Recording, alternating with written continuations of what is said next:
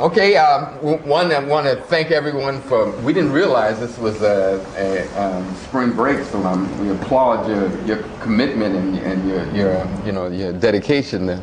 You could be in Key West or somewhere. Yeah, right, yeah.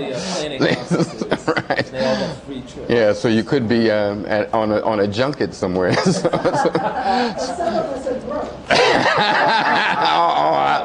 So it really isn't all about dedication. It's poverty, all right? Okay.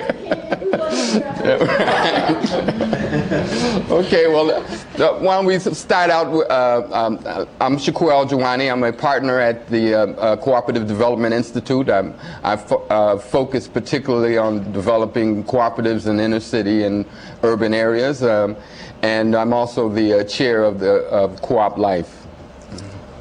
I'm Lynn Banander with the Cooperative Development Institute. And we have the great fortune of having, I think, one of the premier leaders in progressive community development, a person that's been out there working on all levels, from mayor all the way to a grassroots organizer, back to mayor, back to grassroots organizer, all different levels, and he's a partner of ours working on trying to develop innovative ways of building cooperatives in urban and rural areas. And I'll let him, Mr. Gus Newport. Hi, with all that, I need not say much. I'm Gus Newport. I presently direct the Institute for Community Economics, a national community land trust organization based in Springfield. And as they say, I'm partners. I've come to observe the great work of these two to find out more what role I may have to play in the future as we go forward. It's nice to be here. Yeah. Like I said, there's about 40, 50 years of incredible experience that you have the benefit of learning from today, and so I'm very blessed, that we're all together with this, brother with us. I think we can begin to have a serious conversation about how to really develop a pathway from poverty to prosperity, a way to build strong and healthy communities that involves a group-based business process. I think because I think perhaps a lot of people in this room may know who Gus is, but I'm not sure all of our viewers, since this is actually going to be accessed by a whole lot of people. That's true. Will know. So can you say a few words, or would you like to? I'll just say briefly, I'm the former mayor of Berkeley, California, 2 terms. I directed the Dudley Street Neighborhood Initiative for 4 years, during the era when they were the first nonprofit in the country to get eminent domain authority. I've been a senior fellow and lecturer in residence at several universities, and I'm just an old country boy. Watch him. Whenever he does that, he's about to move on you. He uses that old country boy to get you to lay your defenses down. But so anyway, so today I think we're going to continue the conversation about how to build group-based businesses, and we'll be particularly starting a discussion about the legal structure and how we can set up a legal structure that best supports community-owned enterprises. So Lynn will be leading off the conversation. So we're going to compare all the different legal structures you can choose from when you're putting a group-based business together, and then we're going to get into a role-play scenario where we're going to review all the things that we were talking about the last 2 classes.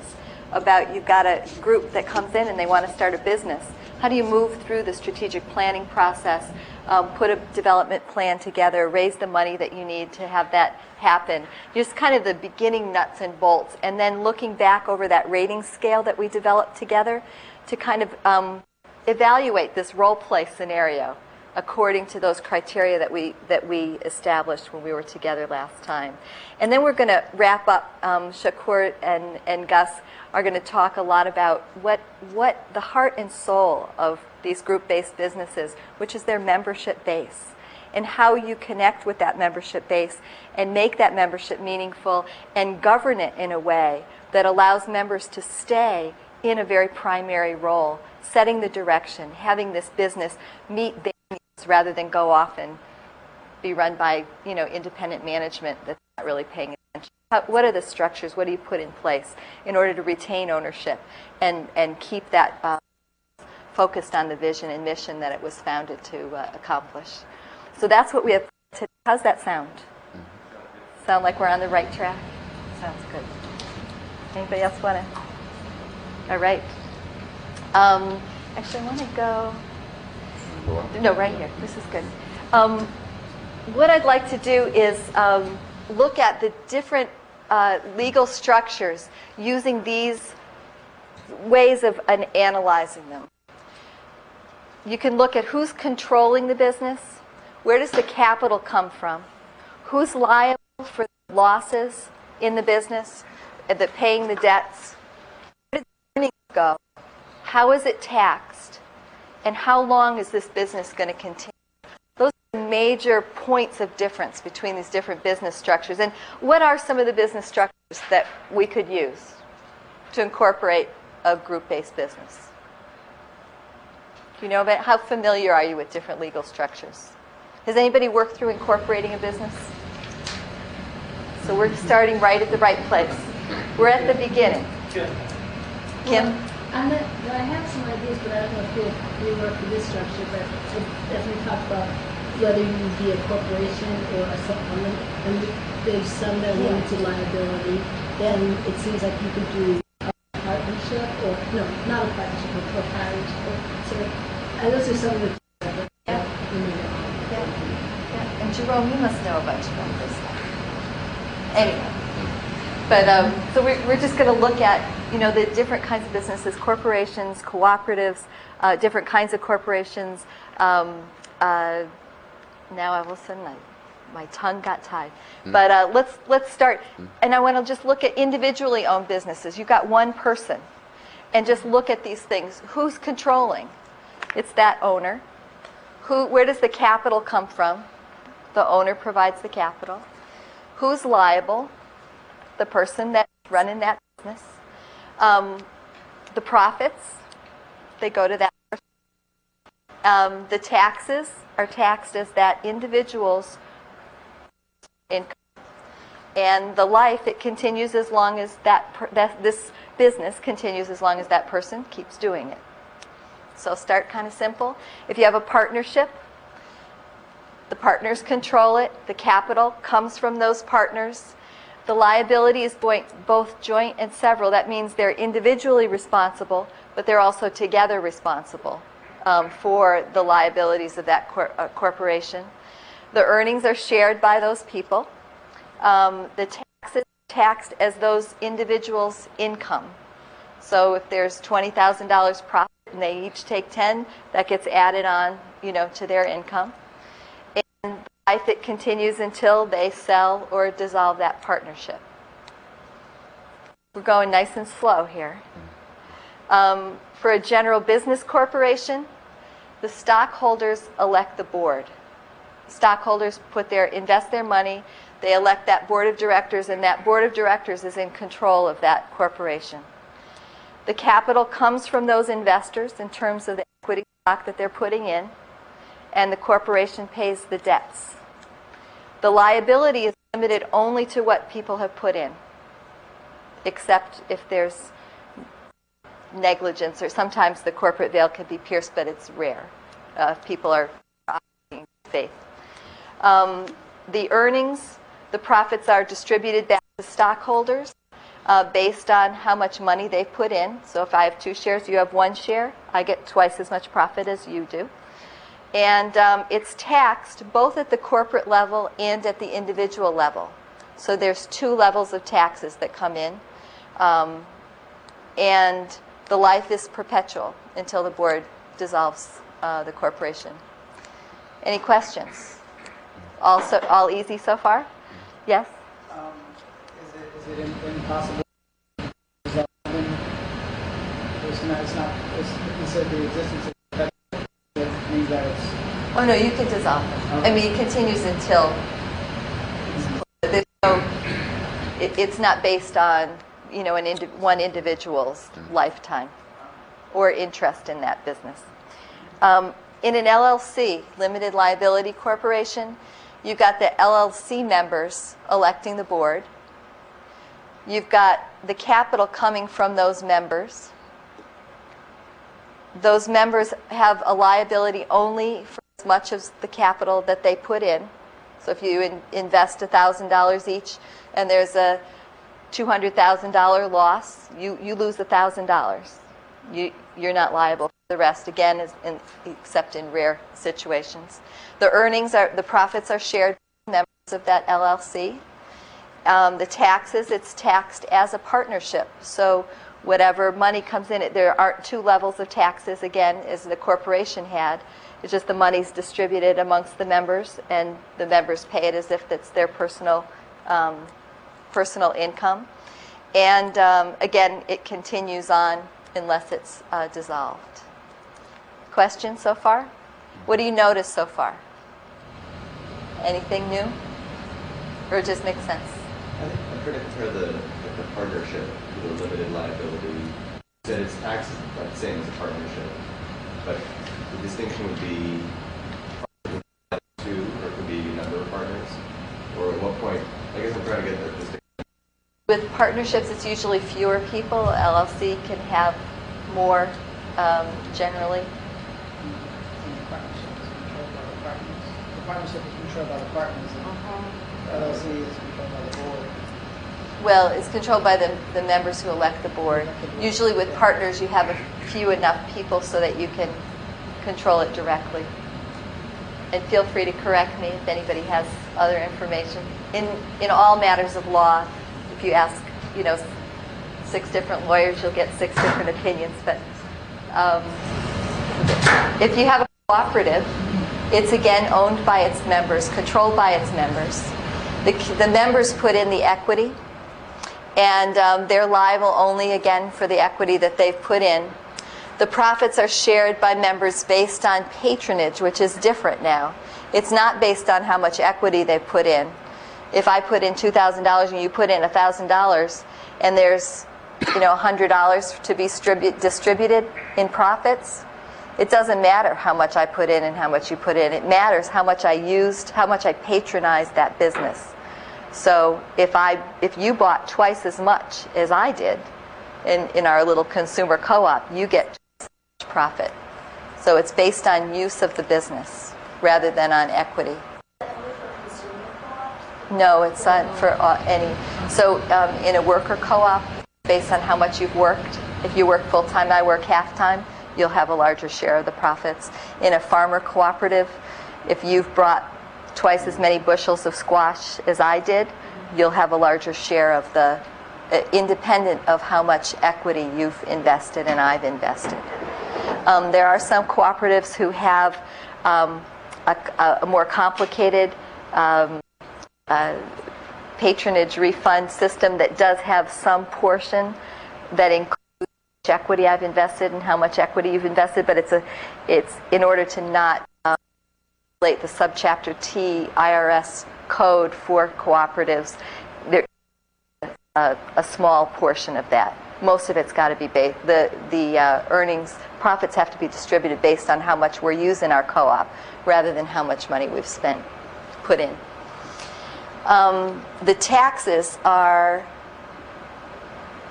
either on a member basis or on the corporate basis. So there's only one level of tax. Unlike the corporation tax, which is 2 levels, the co-op chooses to either do it one way or the other. And the life is perpetual until the board decides, actually it's until the members decide to close it down. So if you want to have a corporation that's democratically owned and controlled by its members, you've got a bunch of choices. You can have a general business corporation that has cooperative bylaws that ensures members have a democratic access to owning and controlling and sharing in the profits of that cooperative. You can have a cooperative with co-op bylaws. You can have an LLC, limited liability corporation, with cooperative bylaws, which, again, just detail that the members are going to own, control, and share in the profits of that corporation. And that definition is a Chapter the IRS definition, and if you satisfy, if you have a legal structure where the members own and control and share in the profits of that business, and the members are the people who use that company, then you qualify under IRS code as a cooperative to have that either or tax structure. Is that what really drives people's decisions about which form to use for their incorporation, the tax or the legal? Can we talk about that in just a minute? Sure. Because it's more complicated than that, but it is one of the factors. Because this does, at the end of the day, affect what kinds of services at what price you're going to be able to offer to your members. Let's see. I think I want to be done with that. And what I'd like to do is share with you the second to the last sheet in this handout right here. Just compare it's not in the one I gave you already, believe it or not. And actually, I was thinking, I've already given you the could share this. So if the two of you could share that one, and let me give, set, and you two share that one.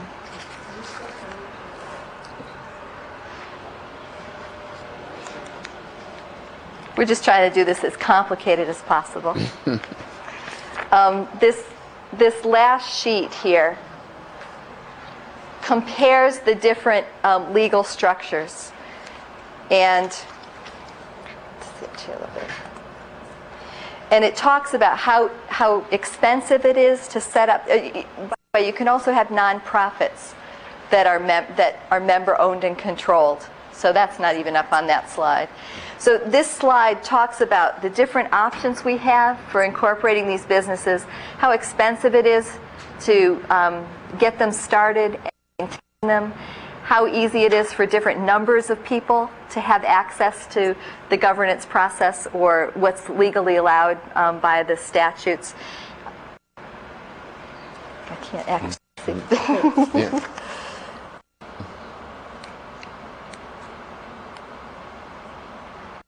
So let's go back to the case study we were talking about with the biodiesel company, just because we all have that story. Maybe you remember it from weeks ago.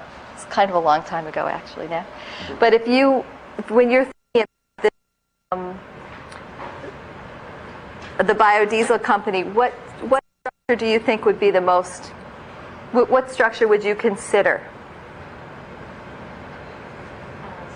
An LLC? Why do you think so? And if you could talk louder so they could pick you up. Well, actually, I don't know the number of members, but it didn't sound like it was a terribly big group, so given the size. Mm-hmm. But that was at least in the planning phase, so I'm actually not sure. Uh-huh. So, and who do you think the members would be of that LLC? People who wanted to manufacturing. The workers. Yeah. Yeah, it could have been structured that way. Any other thoughts? We've got a consumer cooperative that's launching this business. And they chose not to do it as part of their cooperative business because they're actually limited by statute to be only selling energy products and services, not manufacturing them. So they created another legal entity, and they're the member. All of their 14 the member of this business. They're actually did decide to become a limited liability corporation. But they did that because of access to equity issues. You know, they needed to raise $2.7 million, and the members weren't going to be able to come up with that money. They needed a structure that was flexible that would allow them to partner with other investors who could raise that money and get a return back on it. Can you think of another business that we've talked about? What else have we talked about? Think of another business for examples. Well, we had talked about the supermarket. Okay, yeah, the supermarket. Thank you. What do you think? What would be good for the supermarket here? That's a good question. What's the distinction between the for-profit C Corp and the for-profit S Corp? Never heard those phrases. A C corporation is just a regular for-profit corporation. An S corp, somebody else is going to have to answer that. I thought with the S corporation, the money was profits were the individuals who receive them have to report those on their tax return. In my mind, it's a smaller group of people, and it's more like a partnership kind of structure where people are. But I never incorporated an S corporation, and I actually don't know those statutes very well. Limited liability C is usually for better tax. A variety of things. Did some work in San Diego when they were first developing Market Creek Plaza, and they looked for the best process through which a community could have ownership to this. And limited liability C corporation was what they came up with. I mean, different amounts and whatever else. And even though finance and the takeout finance was basically underwritten by the foundation, very little bank, it was a way when the money started recycling to keep it right in that community, people who lived there. So if you've got a group that is able to put in the equity that's needed to launch the business, you can do a cooperative. And many states, if you're not organized as a cooperative, you can't use the name cooperative. And there is market value in being able to use the name co-op. So groups that can put in the equity needed and then borrow the rest of it, that can work well for them. But for groups that need significant amounts of capital in order to get started, often the members you can't put that in. So you've got to find something else. So a C corporation that allows you to structure your democratic participation in the business can be more flexible, or an LLC. The other thing is LLCs are very expensive. I mean, cooperatives are expensive to maintain. There's a lot of accounting resources that are needed. You need accountants who actually understand co-ops, which is it's hard to accountants and lawyers who are trained in cooperative businesses, especially where we like to do things on our own. Thank you very much. And so an LLC is much simpler, and the accounting expenses are much lower. So give me an example of a business you've been thinking about. I'll tell you how I go through the thinking process of what might be a good structure for it. Can you think of one? Could launch into the youth example. Okay. Save that Good. to talk about Good. later. Go ahead. Let's. Here's an example of it doesn't exist, youth-run business that's kind of sponsored by or under the umbrella of a CDC in Boston. And they produce items from gardening products like lavender, and they produce soaps and shampoos, things like that. Package them and then sell them and distribute them to stores in the city. So I'm not sure about in terms of size of capital for them. But I guess that's the scenario. I don't know how they should incorporate it. Anybody want to jump in? I have a question about that. Yeah. Just how steep are the startup costs for a co-op? Because would it make sense to form a co-op if it's a small group of 10 or 15 people, or if it's young people who don't have a lot of resources? When does it make sense here in the Northeast to consider a co-op? It depends on how much money they're going to be dealing with, how much liability they're going to be dealing with. I mean, you want to incorporate to protect liability. So you need some corporate structure. And if you want to have long-term member shared ownership of it, you've got to put bylaws in place in that corporate structure that ensures that. But whether it's a C corporation or a cooperative or an LLC really depends on how much money's coming in and what kind of business they're in. And so the soap business, you know, that's a pretty low-tech business. Capital requirements going in. Do they want money back out? Do they want to be, how much money do they want to be generating? How do they want to share it? So that if they want the profits to stay in the business and keep building the business, they might want a nonprofit. If they want to be doing some boutique soap and getting a higher margin on it, and they, you know, they're workers and they want to be able to take home a, you know, the profits at the end of the day, you can't do a nonprofit. You know, you have to do another form of business. So would it be an LLC? Would it be a partnership? If there were only a few of them, partnership would be easy. Or an LLC. If there are 650 of them, you might want to do a co-op because it's a more formal structure. There's the statute that support that ongoing shared ownership and control. So I mean, those are the things I would think about. Can I ask another question? Yeah. Does it actually vary significantly state by state? Absolutely. And there's a big move nationally to update the co-op statutes. There in Massachusetts, it's antique. It's very hard to operate as a cooperative in Massachusetts because the statute, I mean, whether the corporate statutes have been updated year after year after year, so you can have electronic meetings. You can have, you know, make decisions without being in the same room. Whereas, you know, in older states, don't allow that. In Massachusetts, you have to have 40% of your assets in a sinking fund.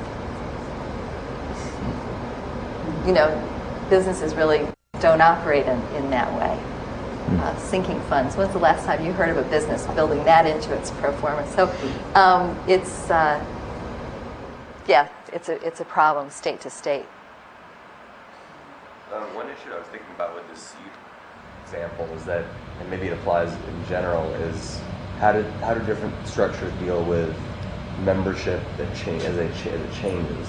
I think in the case of the youth, it's like by definition, I think the members will be in for maybe at the most 4 years. Let's say 8th grade to the time they see. So what kind of structures lend themselves to that kind of turnover? There are student housing cooperatives that are very successful all over the country that have a very rigorous recruitment orientation program. Many of them are structured as nonprofits. Because it's not about getting money out of the business to people. It's about providing ongoing access to this service. But you can also be cooperatively structured and have that built into the routines, systems that sustain that business. Yeah, so you have more of a model where a nonprofit might be the agency that puts it together, and then they make sure that each successive generation of young people are brought in and follow the framework that's already been set up. So that could be one way of doing it. I mean, it's more often with some group has established it, and then they maintain it and bring in the various generations of young people that come through. But like I said, there are. We had at one point in East Harlem, we had a youth worker co-op out of the Youth Action Program, and we built in a kind of a mentor and a program, and where some of the older ones remained on as a kind of senior board as they transitioned up and went into the Carpenters Union and developed more of a role, but they still kept some relationship to the worker co-op that we had built. So There's a youth credit union model that I saw work fantastically in Springfield, Massachusetts years ago, and the 8th graders, I think, sat on the board, and the 11th graders were the trainers for the 8th grade. So everybody had their chance to really understand each of the roles within the credit union, and the board, decided how many lollipops they were ordering, and had a lot decision making. Actually, made better investments than the adults on a few occasions, and so that's pretty. There's some good systems for providing for that kind of turnover, but if you don't build those in, I've also seen co-ops where turnover was anticipated, but they didn't build systems to support it, and they end quickly. Any other? I think as we go along and talk about some of these other case studies, we'll come back to thinking about what legal structures are the best fit. But anytime, I always try to bring in a lawyer with experience in a variety of models for group-based business and corporation, so that because each statute is different, and really you can't. I don't think it works well to just say, oh, look, we found this great in Ohio, and we got a copy of their bylaws, so we're using it, and we're going to incorporate here in our state. I think it's very valuable to have a lawyer who knows what they're doing to help get a really good structure in place, so that it doesn't come back to bite you later on, and almost guaranteed will at some point. And these legal documents are, a lot of people don't even pay attention to them until you're in trouble. And at that point, if you don't understand them and know them and have adopted the policies and agreements that you want, it's too late. So sometimes some groups take 9 months to go through and put bylaws together for their business, and others do it, in 6 weeks. And but it's really important that the groups spend understanding what those agreements are that they're making with each other about how to run the cooperative. So, important thing. Anything else? Should we do the? Let's get into our role play. Yeah. Well, no, I have a question. Yes, please. Just before that. Are there any restrictions? There are restrictions in what nonprofits can do politically. What are the political advantages of choosing one form over another? Say, for example, you have a cooperative. You not only wanted to sell products in the neighborhood, but you also wanted to have a voice on policy issues or local politics. What form would work best? Cooperatives are very active politically across the country on lots and lots of different issues, so clearly you can be politically active in a cooperative. The only place where you're restricted is in the nonprofit arena. Berkeley had 40,000 co-op members when I was mayor. In my second election, the voter turnout was 89%, unprecedented in American cities. So, and I think the co-op mentality had a lot to do with it, with mainly consumer co-ops, but also the complex. There was a lot of worker-owned businesses that were not considered co-op, but it was just a mentality, it was a culture, just like in Mondragon, and I think that has a lot to do with people being consistently active and other kinds of things. There have been some studies showing that as people learn how to own and control their business, they also are learning how to own and have a voice in their government, local, state, federal. It makes more sense to them as they understand the dynamics of power and control and influence, how you get your point out. Good place to practice those skills. It teaches you how much critique you can have of capitalist America. And I recall the time when we went to this church, it was mainly second generation Polish immigrants and brought up Mondragon. And when I laid out the structure, people just started clapping. They were seniors, and I said, the CEO couldn't make more than 3 times the amount of the lowest paid worker and things like that. Yes. Yep. Can I ask one more question? Following up on that, which is, and this may apply to this youth example, which is the the example of a nonprofit starting a spin-off for-profit or spin-off cooperative business, and you mentioned like the limits on the political, but how about what lines you have to draw between who's making a profit or, you know, within this now? Because if the case of the CDC and they start, you know, having some entity within their structure that's making profit and distributing that to these youth, is that what legal issues come up there? I think getting back to the nonprofit, what Phil was talking about, you have to actually become a C3 and a C6 entity in order to be able to campaign or do political kinds of things. I don't know if you have to have two distinctive entities within a co-op. You don't. But your question about for-profit businesses within nonprofits, I've only know enough to get myself in trouble. I can't talk on it, but I've met with lawyers and discussed those issues, and I know they're complex. But that's all I can, because the profits of that subsidiary can be attributed to the nonprofit under certain situations, and you just have to know what the law is and, you know, really pay attention. Well, I'll give you an example. In Dudley Street years ago, we were looking at creating a cooperative business persons organization so that they could cooperatively purchase goods to be able to challenge big box stores, you know, from a price standpoint. Most recently, after Michael Porter did a paper and looked at venture capital, which we all didn't agree with, but the fact is, we're looking at how you could put small businesses on community land trusts, but not try to limit their profits, but make sure that they would have cheaper lease costs and whatever else to make them more competitive. So I think it gives you a variety of kinds of things to look at and analysis to strengthen the small business so that capital recycles in the communities that we're in. In my experience on that issue, which is in New York, it's not Massachusetts, but the big issue is keep your accounting separate, and distinct, and don't mix funds. That's where folks get into a lot of trouble with that. I mean, that's the most important thing. Right. The different rules that apply. Different books.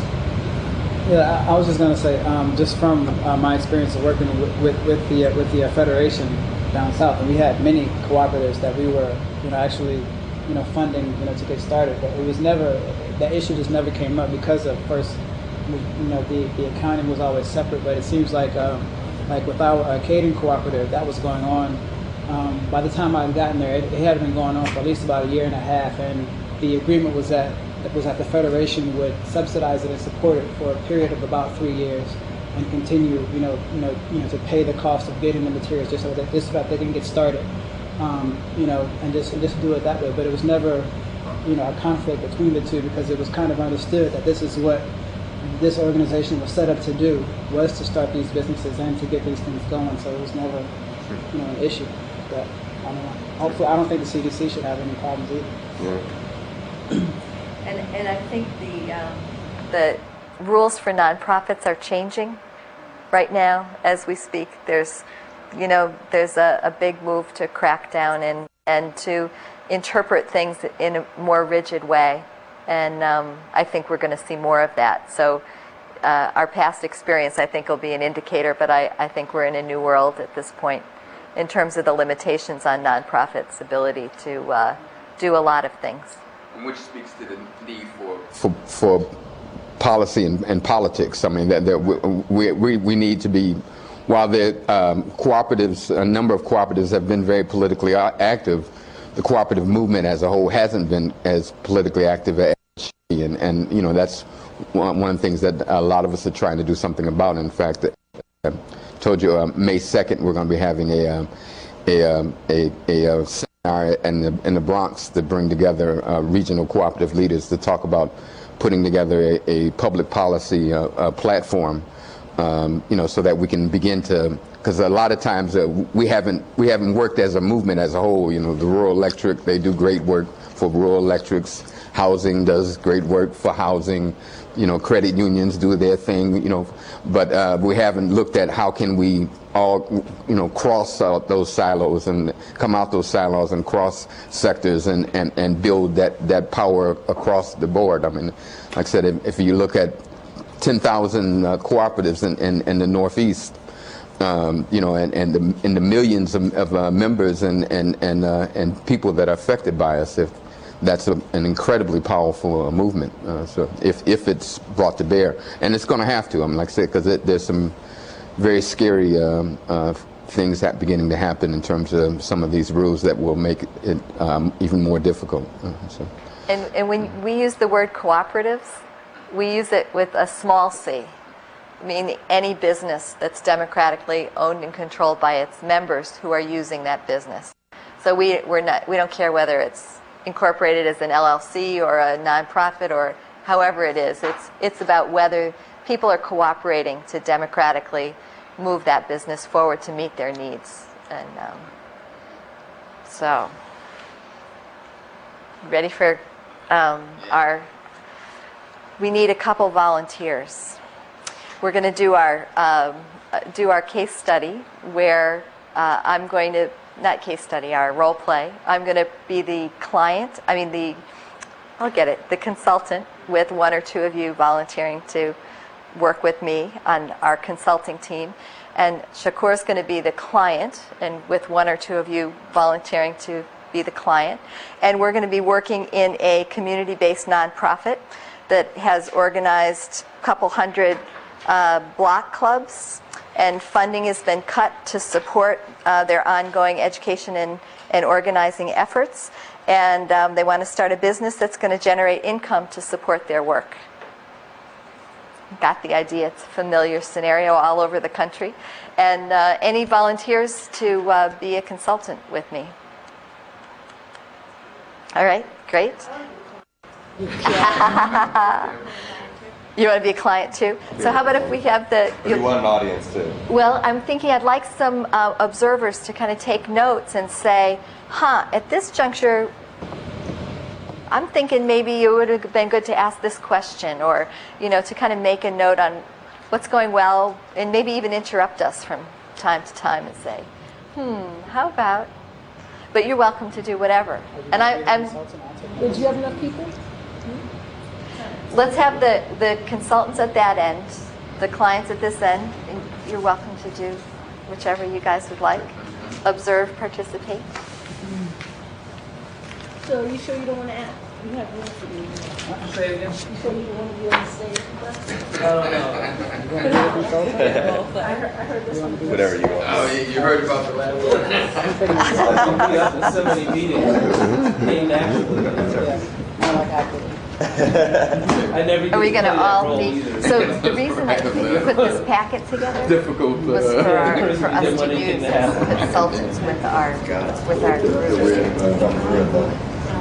So you're going to observe? Okay. So who will be a chair? Well, I'll why don't Let's have the three of us. It'll be fun. Okay, so why don't you want a chair? You're going to be observing? Okay. Yeah. Great. We'll have your back. Yeah. We'll do co-chair. We'll do co-chair. Okay. Oh, he's got one already. We should have had this dinner. We had all this food. So I think that we're there, with the client. We have we're trying to figure out how to get around some of these funding issues, that we want to develop some entrepreneur efforts that will address needs. But we don't have a clue. I mean, we're okay. So we're coming in. We know we need to do this. We're not sure on what that next steps are. We don't know. We're not too sure about the dangers and the. Although we've had some, we've tried some business activities before and didn't go all that well, and so Do we have some ideas on the clients that we think we might want to do? yeah, we should let's What yeah. are we really strong at? Like, do we do affordable housing, and that's what we're really strong at, or like? Why don't we be your organization? Yeah. We won't say your name. Yeah. So if we could do What are we do affordable housing? Yeah, we could now we could do it as with affordable housing as our core, and we want to move out of it, and add something new, or we could keep it within the core. But we also want to talk about health insurance. Yeah. People are concerned about health insurance, car insurance, cable costs. Okay. Yeah. Write up the strategic plan. Okay. I write up the answers. They're talking and I'm typing. And we go through and we really get clear about what kind of business they want. And then we fill this out. I fill this chart out with every one of my clients, and it just helps people leave that meeting feeling like, oh, I can see what it's going to take to make this business work. This sounds really good. I'm just going to keep talking, and then we can decide where we want to kind of land in. And then I talk a little bit about roles and responsibilities, and we get a contract. Okay, we've got X dollars. I wrote this grant, or you wrote this grant, and so we have $10, $15, $20, $100,000, whatever it is, and you're going to do this, and I'm going to do this, and we get really clear about that. And then this checklist on legal structures, they always say, I want to start a co-op. And I say, well, let's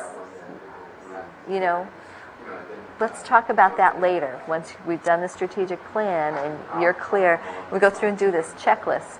And by the time they do this checklist, they're a lot clearer about what kind of form. They're ready to go talk to a lawyer without spending thousands and thousands and thousands of dollars. It's called Legal Structures for Group-Based Business. And so, yep. It was in the packet I gave you last time. The first one. And you heard from your cousin JoJo about this thing in Philly, and it really worked. Yeah, good. Yeah. So you've heard of a model, and you want to make it happen. Yeah. Okay. We have two. We're trying to partner with a couple right now, just so that our members get. You have two? There are two that we're trying to build a relationship with. Okay. We won't say that. Okay. Although JoJo's fair game. Yeah. Oh, JoJo's JoJo can come out. Okay. So what's the name of our thing? Just let's- like the place says. Yeah, come up with Massachusetts. Yeah.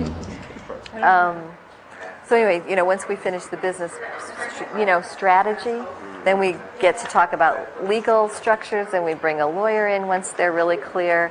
And at that point, we're really into starting the, the business feasibility study and the business plan. So what of these, where do you think we should dig in with our group here? Should we start right at the beginning? Yeah, I think it's more what you were saying at first, which is listening. Yeah. What do they want to do?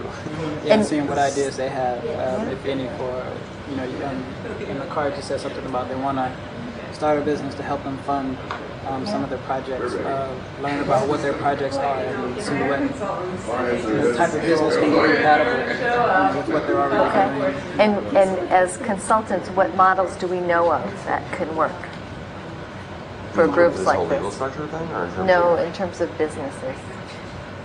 In lines of business that we know groups like this have used, or that might Small work. community-based organization, or is it? Yeah. It's So how many? no, community-based. Thousands of members. I mean, I guess just the purchasing type of cooperatives.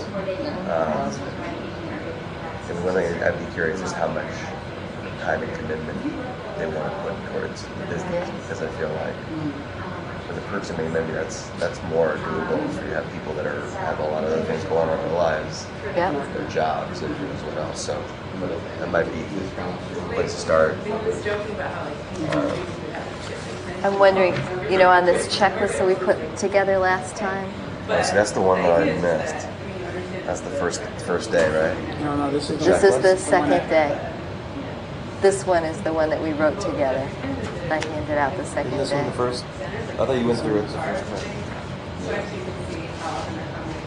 That one right there. Great. Okay. So for this group, I'd want to know how much money, if they think they're going to be able to do it for free. I think we should, say, hey, come back and talk to us sometime when you're really ready to if you want to start a business that's actually going to make a significant difference in the lives of your members and the lives of this organization, there'll need to be some cash from someplace. And it would be really good if your members were putting cash in. If you want them, if this is going to save them money, you know, make their lives better, give them access to something they don't have right now, you know, we're going to want to get. So that would be one objective I'd have in this first meeting. I'd want to know, you know, what ideas they had for where they were going to get money, the rest of the money from, you know. I feel like their instincts are probably maybe run this law, which is that's where they want the ideas from you, kind of thing. Yeah. And sometimes that works. Sometimes I've got some, and sometimes I don't, you know. But if I don't and they don't, then you go somewhere else. Really.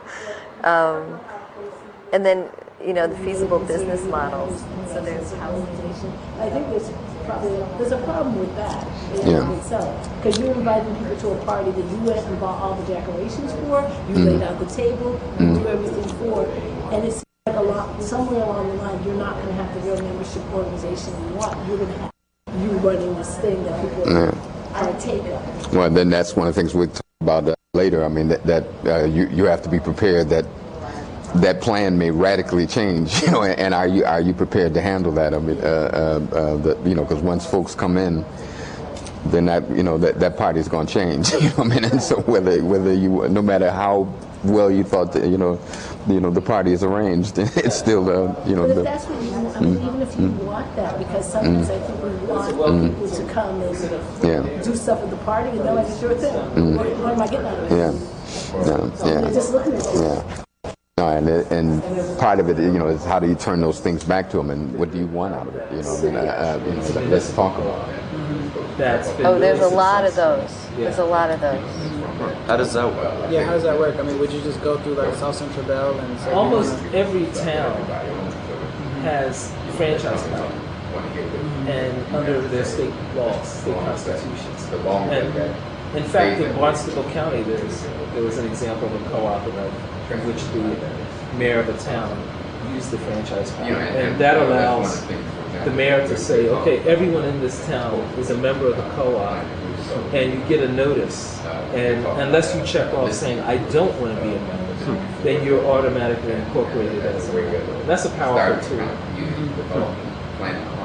Yeah. So then the city goes and negotiates with the phone company? Yep. Or with the cable company, or, you know. It's a very powerful model. We have that for energy services here in Massachusetts.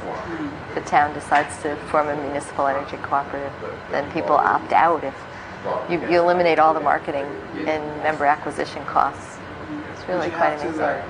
Like go through the town to do that? Because like I was like with energy in New Orleans, we have Entergy, which has a huge monopoly, and it's always a fuss. And you know, we protested them and fought with them, and the whole thing. But how, you know, would the mayor, would the city government have to do that, or could, like, you know, just communities, you know, organize a cooperative amongst themselves to say we want a negotiated rate?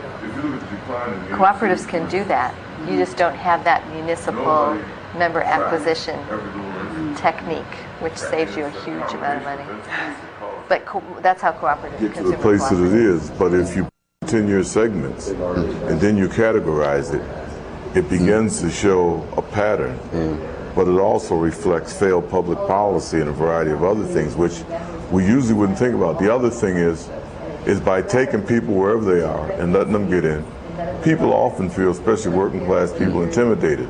When they recognize that everybody has the same concerns about a whole variety of things, and you create the atmosphere in a way that everybody feels comfortable, then what ultimately comes out of it is a much better plan, because, you know, people know the little nooks and crannies where they want things done, and for business, whatever it may be.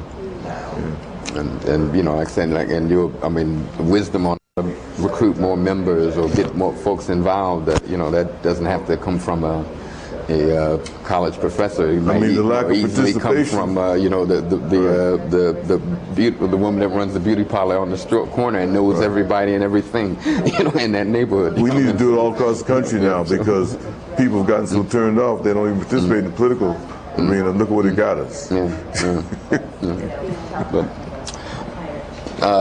Client consultants, are y'all ready? I mean, yes, so we've been. We're the consulting group. You all let an RFP? yeah, we've. Yes, thank you for choosing us for your RFP process. Right. We're just honored to be here with you today and get started on this. Well, we are all from a CDC called NASHO, and we represent a membership of several hundred block of membership of about 1,000 people, and we do a lot. We do affordable housing development, and we do get some profit from developers' fees. Our funding is grant money that supports organizing and adult and youth education that we do. But we've recently lost one of our key grants, which was for a 3-year cycle, and we need to replace that funding. And so we have heard about co-ops and businesses, and we're interested in the possibility of creating one to help subsidize our organizing and education. So we want to talk to you about that. Do you guys have any kind of business ideas that you've already been talking about? Yeah, so I mean, we've had, like I say, our core business is affordable housing. We've been doing that for 15 years now, and we know that well. But beyond that, our experience is, we haven't had much. But there are a few things. We've done some surveys that we've had some annual meetings and did some focus groups and. We've come to, there's a few key issues that people are concerned about. We have about those 1,000 members, and we're kind of concentrated in a couple neighborhoods, and so we have a critical mass, we think, to do some things. And people are concerned about health care, about car insurance, high cost of car insurance. And then also, cable and other kinds of, high-speed access and the cable bills. And we're trying to figure out how to get more of our people out of that digital divide, and we're trying, and involving technology. But we need to get folks with more high-speed access, and we need to come up with a way for that to happen. In a more affordable fashion.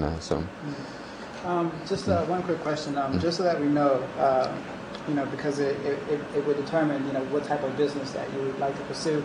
What percentage of your budget, or how much money are you actually trying to make up through the business, so that we can, maybe go through the short list and cancel out some of them that may not actually meet, that level of a revenue generation, and then can possibly, just come up with some other ideas. Yeah, we understand that it'll take a while to develop a significant price, but I think we're looking for we was hoping for maybe 10%. We got maybe $1.5 million is our budget, and we was hoping maybe of $150 grand that we could expect to come in every year. Your membership base was about 1,000, give or take, people. Yes. What percentage of them are actually in the housing that you've built, or are they all within that housing, or is it other people who've just invested in and who have a vested interest in repairing the housing, or is it just people who are actually in the housing? I'd say about 5% of our members live in our housing, but all of our members either live or work in the city.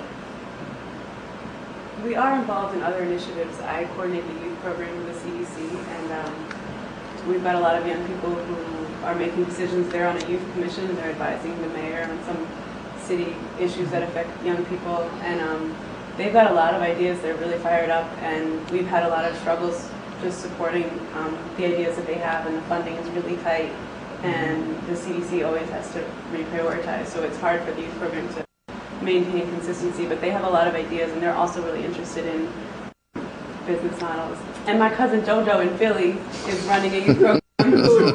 And they have a co-op and they're running it. So, you know, I was telling the kids about that and they got really into that. So we wanted to kind of explore. We heard something about young people running co-ops. Yeah, I already told her about her cousin JoJo and the cell phone thing. Listen, the kind of people we're working with, you know, they bring people and everything. They come out to the meetings, they bring the food and everything. But they're not going to trust each other to do this co-op thing. And this is not going to work. I just don't see it. But, I mean, I'm here because they invited me here. But this co-op thing is so complicated. It's so many meetings. Oh, I don't think this is going to work. We have a very diverse group of folk and a lot of different commitment levels, and so that's one of our concerns is how do we go together into this process, and you know, my concern is the co-chairs. I want us to be stronger from having done this and not weaker, and so we're looking to you guys to give us some advice. I actually really enjoy working with projects where people haven't come to the conclusion before you've done the research. So it's really good to see so much conversation because I don't think anybody knows what the right answer is going to be. And we've got a lot of information we got to collect before we'll all, you know, when we get enough information on the table, it'll be clear to everybody what a good direction would be, what the options are, and whether it's going to work, whether people are going to be able to support a co-op, or whether a co-op's not the right thing at all. Maybe there's something else that would better meet your needs, be a better fit for the community. So I mean, I like working on, when I go into a project and no research has been done and everybody knows exactly what's supposed to happen, I get nervous because sometimes it's hard to go up against those assumptions and really learn and figure out what's going to be the best match. So. And I have a question, man. You mentioned about Miss, okay, I'm sorry. But you mentioned about what you felt was just a lack of overall trust in the community. Is this something that you feel, you know, can be worked out within the community? Well, or is this... let me be clear. Now, people trust each other. You know, there are lots of good relationships, but this time on money. And you got a lot of different people come together. You know, people don't do well with money. So I just don't know about that. That's why I'm doing it. Because, you know, you're trying to get people to get their car insurance through this cooperative, and then are they going to trust us to manage it? And then we try, I don't know about that. That's what I think is going to be difficult. Okay. Yeah. I mean, like I said, co-ops are difficult. What's a co-op anyway? So I just think it would be hard to get everybody to understand what it is and want to participate in it. So you feel like maybe if there was some mechanism or structure that could have some sort of a secure management of the money and some sort of insurance on those investments, you know, maybe that might help. Oh, that would be critical. But I just don't know. I'm inclined to be a little bit more optimistic because I think given our history and the strategies that we've used around our real estate projects and the planning process that has been really participatory, and the sort of values inherent in civic engagement, and that I think people really do get those. I think people really believe in that kind of participation, and so I think that actually it's maybe easier than you think because people are already pretty committed to it. One of the things I'd like to do is find out what people think your nonprofit is good at. Because if we can design a business strategy that builds on what people really believe you already know how to do, they might think you don't know anything about selling car insurance. And you may or may not be able to overcome that belief. But if everybody already believes that you're good and you actually have some inherent strengths in a certain area, like housing development, maybe there's some other businesses that are similar enough that you could transfer people's trust in you to that area and have something that could launch successfully. So I'm looking forward to having a strategic planning process with you where we really look at what the resources are, what the strengths are here, and see maybe we can build on something. Do you actually do any construction of the homes yourselves, or do you contract out, or you do the construction? You have a unit? Youth builders. And until they cut the program from the federal government. We used to use youth builders. We use community builders also. We have. I mean, at times we've done that. I mean, but it's been a little while. So It sounds like you've got some pretty good project management skills. yeah. The houses are well maintained, so and people are generally satisfied with their living arrangements. So. And you talked about your members. Maybe you can tell us a little more about your members and their strengths, and also and maybe examples of anything that your members have done collectively and how that's gone. And maybe there's more trust there to build on than maybe you're thinking. So is there stories of things that you guys have accomplished together? Well, I'd have to tell you about the zoning campaign. You were there, so. Yeah, no, I think that there is a good history. Our members are predominantly, I think the majority of our members are Dominican women. Many are part of the faith community, where there's also a strong network embedded in that I think has informed a lot of the strength in our network as well. And in terms of the history of organizing participation, we've done a number of campaigns going to City Hall, for zoning, for funding, different programs. But I think in terms of the overall guiding, the growth of the organization has been very participatory, and so people have actually seen results and coming out of the planning process in terms of what sort of programs we're offering to residents, and they've seen, getting together in terms of neighbor circles is one of the things that we do. So we've got 20 neighbor circles out there where residents are getting together. They're just meeting each other, first of all. They're just getting to know who lives in their neighborhood, but then they're saying they want to redevelop an alley that's just filled with trash. They were selling drugs, it's not safe, and they're actually taking over the alley and they're turning them into gardens and parking lots, basketball courts, things like that. And so that, the facilitation process that goes into that, and the participation that they, in which they engage, I think has really resulted in a deep sense, a deep faith in the process and the results that can come out of that. But see, my concern is that you always have a few people who do all the work. So if we could do something like this to get more people to be involved, then I think that would be a good thing. Mm-hmm. But the big thing is trying, it's like a chicken and egg thing. You want to get the people involved, but you have to have something for them to be engaged in, but they may not think we can pull it off, or they may be unclear about it, so that they won't join. Mm-hmm. It's pretty typical. Mm-hmm. Do you have some ideas about how to get around that? Well, Kiara and her cousin JoJo, she's been talking about, if you go with that, we'll start with the youth, because then that would be a hook, because people care about what their young people do. And they led a lot of the alleyway neighborhood cleanups. They came out and they did a lot of the work. So if you're talking about people who show up to do the work, a lot of the young people in the program are showing up to do the work. Right. But go ahead, we'll do. Well, I was just going to go back to Mariana's concern about the amount of money that people are spending on the car insurance. We have the highest rates in the state. Do you know that? And then there are a number of other things that people just, they just can't. Because we're in a city that's considered to be, suffer from high crime and these other things, it's difficult to, if you even have like a supermarket that serves quality food, there are things like that. And even though people haven't said that's an immediate concern, those are some of the things I think if we can get to people's self-interest, we might be able to get them. But I don't know, I just co-op and stuff like that. And have we established whether or not you've done any formal surveys of members about what they're interested in, whether they'd like to do some bulk purchasing? We did some. We did, like I said, we did some surveys at an annual meeting, maybe a few months ago, but of the members that that attended, and let's say maybe a third of the membership was at the annual meeting. So we still don't necessarily know what everybody's thinking, but it gave us a sense of the body a little bit that these were some of the concerns they had. So that's where the information about the health insurance, services, the car insurance, yeah.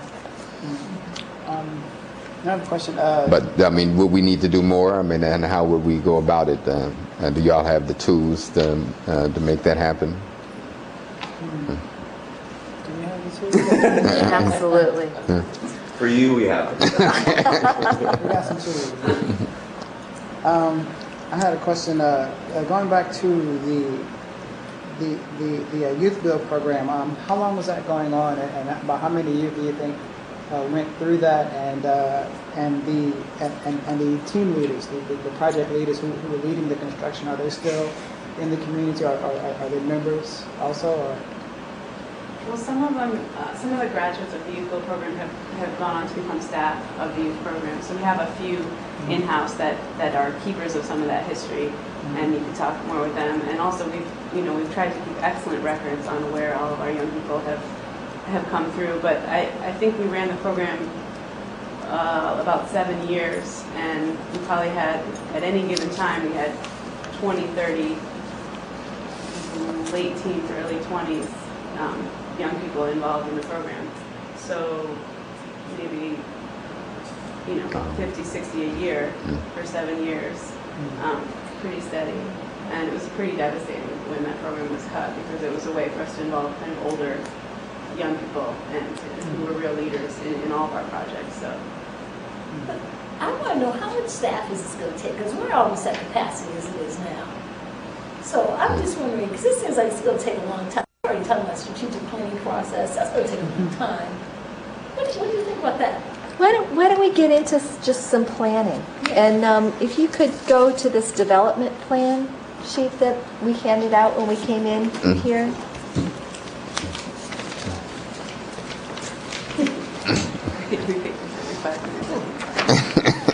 Well, I'll just share with you. We're definitely sharing. You share with them. It's not in there, Shakur. Yeah, that's right. That's the other one. Okay. Here we go. All right, you share with Shakur. Okay. Yeah, no, that's, I can. Yes. Yeah. It's the one that looks like this. Yeah. It's 2 pages though. Yeah. Yeah, it's Is that all right? Yeah. Is that all right with you guys? Yeah. Okay, so you're looking to have this company up and running by when? I want to start from the end of this. Okay. Up and running. Stage 4, you'll notice on page 2. Right. I just want to put a date in there, a target date. When would you like to have this up and running? Well, we talked about it at the last annual meeting. We'd like to have something strong to say at the next annual meeting, or so our chair doesn't get removed. So you'd like that? Yesterday. 6 months. So Within a year. Within a year? Yeah. Within a year? The annual meeting was in December, so Yeah. Christmas coming up. Yeah, so we got It's 8. already April. We need a year. You Yeah. can just unlock. You can put up the logo at the annual meeting. Yeah. About a year. So you'd like this up within 6 months? Yeah. Well, a logo. Yeah. The logo. You'd like the logo within 6 months? Yeah. We'd like some stage of it to be able to be Yeah, shown in between 6 months with another plan for that. Yeah. Okay. Yeah. So a year. Let's have a year. Okay, so good. So we've let's kind of start from the beginning with that in mind. My guess is that might be a little soon, given all the work that needs to get done. But let's go through, and we're going to put some dates by this. But I'll guarantee these dates aren't. It's not going to be what happens. But this will just help give us an idea of one path that could get you the business that you're looking for. So the first step in stage 1 is to form your committee with people who represent the potential group members and identify your core mission and values. So when do you think we could get that done by? Shouldn't be about it. We could say in a month. I mean, less. I mean, we got a kind of a small committee already. It's kind of ad hoc been formed, and so we're thinking the end of April. We're at the end of the March now, so the end of April, and let's just keep going down the dates column. So for business planning, conducting your market research to determine the need for your products and services, and to complete your feasibility analysis to see if you have a viable business idea. So this market research, some real thorough survey of your membership. These are the tools that you guys said you had? Yeah, we can help you put a good survey tool together. Is this something, I know that you have about $20,000 right now that you're, talking with us in the RFP about, helping support this initial business planning work. So, with that money, we could probably staff some of the surveying process, but you could also staff it and save some of that money. So we'll talk about who in a few minutes, but that survey is going to take a while, don't you think, to get out to all your 1,000 members? Even if we're staffing it, it's going to take a while to design the survey, to agree what you want to ask, get out there. 6 months or is it 2 months? What do you think is longer? Well, who do you think you'd want to have staff it? Do you think you're going to do it or us? I'd say a combination of you and maybe some interns Okay. that we have working with us. I mean, Okay. I think if you helped us develop it, we could take on a lot of the work of getting it out and getting the results back. Yeah, we can. Yeah, we can include it in the mailings, and I would assume we're going to have to do a lot of phone calling and other things to get folks to return it. But we can. It probably would work better with somebody calling them that they know. Yeah. So why don't we say, I don't know, 2.5, 3 months to actually do all the planning and implement and get that data back and look at it and see what it says. Does that sound reasonable? Is that 2 to 3 months after we define our core mission and values, or can those things happen simultaneously? That's a good question. What do you think? I think we got to do the committee first before people can feel confidence in the survey that we're going to design and send out. I think we need to say. And forming the committee and identifying your core mission and values are probably two separate things. Once the committee comes together, you're going to need probably something of a participatory process to design that. So we've got the end of April is the committee, core mission and values. Yes. But by the time we get... Oh, man, please. You and JoJo. That's the stuff from JoJo. Okay. No, I think that's going to take a while, but I think that's part of the ongoing work of it. I still feel like you can start your market research earlier than that. I mean, I can say concurrently. Well, knowing what questions you want to ask it should be aligned with your core. You're going to need a little bit of planning before you'll know what questions you want to ask. A little bit. And will the market research only be limited only to the membership, or depending on the type of business, we may want to do market research outside of our membership to see what the larger community, what type of consumer base that you may have within this area. All right. So let's say we finish with step 2 with the market research by April, May, June. Let's say by the end of July.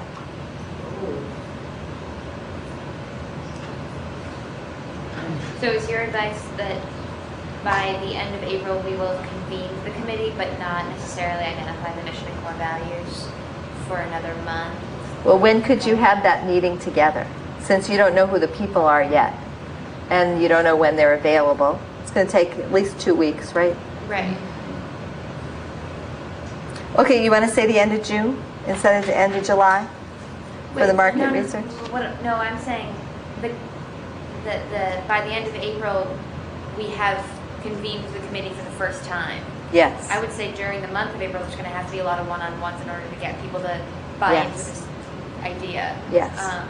Otherwise, we can't just invite them to a cold meeting, even though they have some sense of it. I think we've got to do a lot more personal ownership building of it.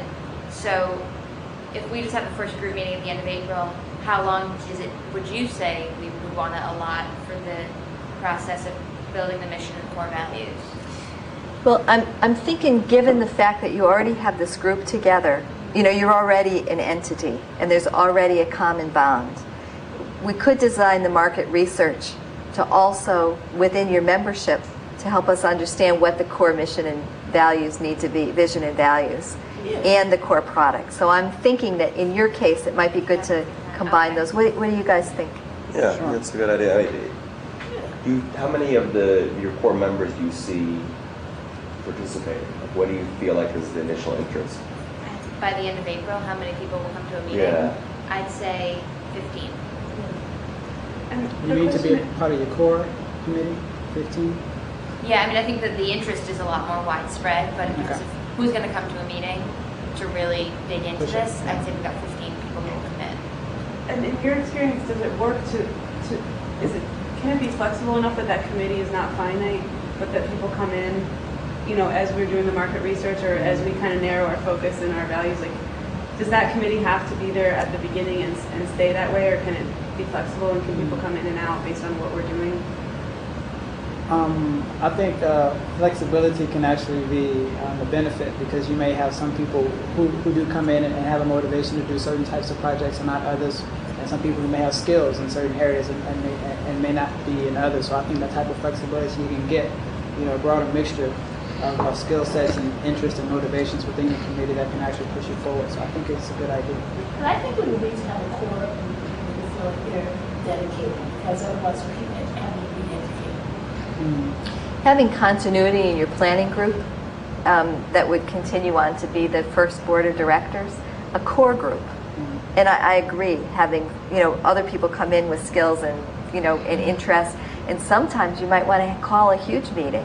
Say, you know, we just got our market research results. Come, listen to what they are, and help us figure out, you know, to set criteria for our decision making going forward based on these results. So your core group can invite the rest of the group members in at various points along the way. And staff of the nonprofit, you know, there might be some roles, some decision points that would affect them that you want to consult with them on. Okay.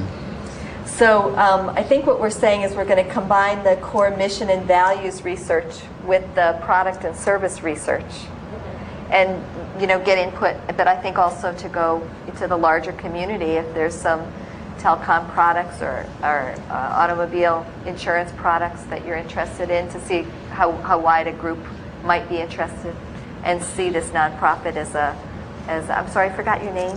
The nonprofit. Mass Hope. Mass Hope. If they would see you as a reliable source for these kinds of things. And then we've got the feasibility study. So where does that bring us? Are we still at the end of July, finish the market research? And then we'll need 3 months for the feasibility study, minimum. And if you want to have a lot more input into the decision points, it could be longer. So July, we're August, September, so the end of October. Is that for number 3 or number 2? That's the second part of number 2. Are we going to be able to have tangible things that we can show people have gotten done through these stages? So if we're asking people to bear with us until October and now maybe even into next year, we need to show people what we're doing and how it makes sense and how it's connected to whatever their needs are. So, I mean, is the market research and feasibility study going to be in a format that Why they might want to do the business planning rather than just start a telecom business? Sure. You asked the question. You asked whether or not the feasibility study would be in format, and just all these steps that are taking us we're into like October.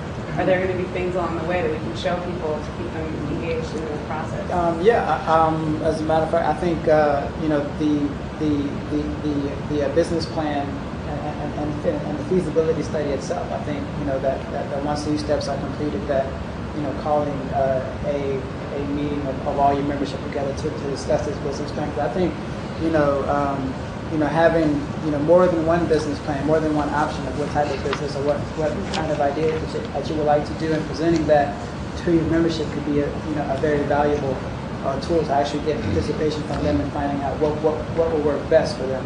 And you know, and just, you know, the importance of doing the business plan, you know, before you actually, you know, step forward is actually just understanding, the type and the amount of investment that will be necessary, the type of labor hours that will be needed, what market that you're going to touch on, the products, what's your consumer base, where's your supply chain coming from. All these things need to be fleshed out, in great detail before you actually go forward.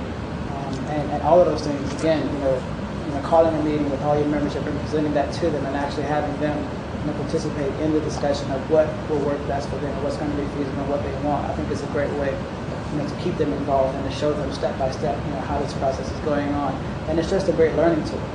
And how about, could we also be doing some training about cooperatives and other group-based businesses? I think, yes, absolutely. While we're doing this, or maybe we can be talking about some of the things that Kim was talking about. I mean, how we can begin to start getting people to think more cooperatively by doing a little education about why that's important. Maybe learning about some models that are happening in other parts of the country or the world that might give people a charge that that this is doable. Absolutely, organizing site visits to other cooperatives that are already in the process that may be similar, or some that you may be in partnership with would be a great idea, especially for young people. To get them interested in it. Having people come to visit you to speak about their experiences and what's going on. Those are all just different ways you can actually keep people engaged in the process as we move forward. I mean, the other kind of reason to do this kind of business planning process really is that it also lets you lay out some ideas, some actual tangible ideas, and to see if they'd be feasible. Part of this feasible study, the feasibility study, be looking at how will these different business ideas translate in terms of how much money they're going to make. When we talk about kind of giving people some tangible things, I think having a couple, 2 or 3 options for what you want to do as a business on the table will make it much more real. And if people are involved in that planning along the way, then they'll feel much more invested in it once you decide what the best option is. The best option may not be the one you think today is the best option. So. And I think there'll be trade-offs. I know that that you also heard that people were interested in childcare, but if you want to make that $150,000 to help support the nonprofit budget, childcare might not be the direction to go in. And if people are part of making those decisions, you'll end up with a result that people are happier with. But there is a communication issue here, because people think that if they can't go out and buy something from you, in 3 months, that you've been doing nothing. What do you mean you got a report ready? So people don't understand the value. It's not intuitively easy to understand. But you all were very wise in deciding to go the route of doing some business planning and writing that RFP and bringing us in, because I think you'll come up with something that's much better thought out and much more likely to succeed. Because if you just started an auto insurance business right now, it would have a very high likelihood of failure, because you all are going to assume that you're starting it this way, and you're going to go a couple months down and find out you all had different ideas, and you'll be in conflict with each other because none of them will be working very well, and it might be the wrong product. People have personal relationships with their automobile insurance dealers, all over. They're all little family businesses, and nobody will switch to you. And you spend your $20,000 starting a business that can't work, and you don't even know that because you haven't collected the information. But the communications issue is a big one, and only you will really be able to figure out how to tell your members why you're doing what you're doing, why you're not just going out to launch that business in 3 months. And that's going to take some time for you to figure out who are your members and how can you really help them understand why this is wise, why you're stewarding their resources to take the time to do this well and ensure success in the process. Okay. And what you may also want to think about just in terms of the different types of business models or different types of businesses that you're interested in. If as you mentioned, the majority of your membership are women. Dominican women, and childcare is a very serious issue. And if childcare is something that you're adamant about wanting to address within your membership, you may want to think about different type of networking businesses. You can do the childcare, but then network it with some other type of business, where you can have two different revenue streams, building revenue and capital within the organization. There are many different models. You can have a daycare center. And one thing from my past experience that we did with the daycare centers in this rural area was, we had the daycare center, and right down the street was the junior high school, and so we tried to get a community-supported agriculture garden, started with the kids at the junior high school to actually the daycare center, which just kept revenue, recycling within this within the small community. Excuse me. But there's just different ideas about the way you can network different small businesses to actually get a larger return out of them. So we're up to the end of October, and you've got a feasibility study that's going to help you really decide what business to go into. Then we're going to do a business plan with you that will help you figure out exactly how you're going to launch the business that you've chosen. And that's going to be another 3 months for us to just work on that business plan with you all. And it's going to take some research on your part to help figure out how you want to launch that, some decision making and some data collection. So end of October, November, December, end of January. And wait, so are you in stage 1, the first one? On stage 2 now. We're in number 3 under stage 1. Oh, you're still there? Well, we're on number 1. So, I thought you were at stage 2. We're in stage 1, number 3, writing that business plan. okay. This takes some time to do it well. So and we're saying that it will end by January 31st, That's right. 2006. Okay. Yep. Okay. Yep. 06. Okay. Okay. And we're gonna need to do some fundraising. Do you have some folks who are good at bringing some money in to support this process? Oh, yeah. Yeah. That is what keep you around. So, and that can be going on simultaneously, with this other work. Once we have the feasibility study, we would probably be able to go out and we've got some contacts too, and have a good track record of bringing in some cash. So we'll work with you on that. So number 3 would be done by the end of January. And the number 4, the membership development work, sharing information with potential group members about your business idea. It seems to me that you've been talking about doing that all along, and that would follow into your culture. Yeah. So we could finish stage 1 probably by the end of January, altogether.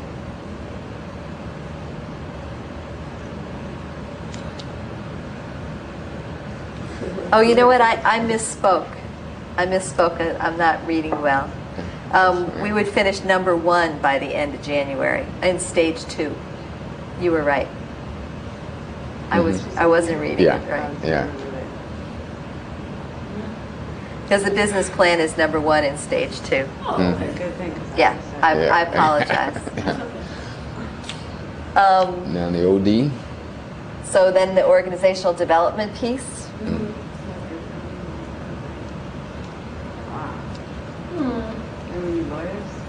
That goes pretty quickly once you have a business plan, if everybody's agreed to it.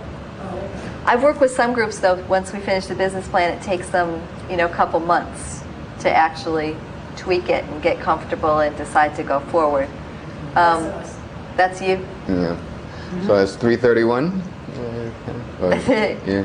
By the time we do that, incorporation can be done kind of at the same time as the end of the business planning. As soon as you get clear what we're doing, we can start doing the legal work.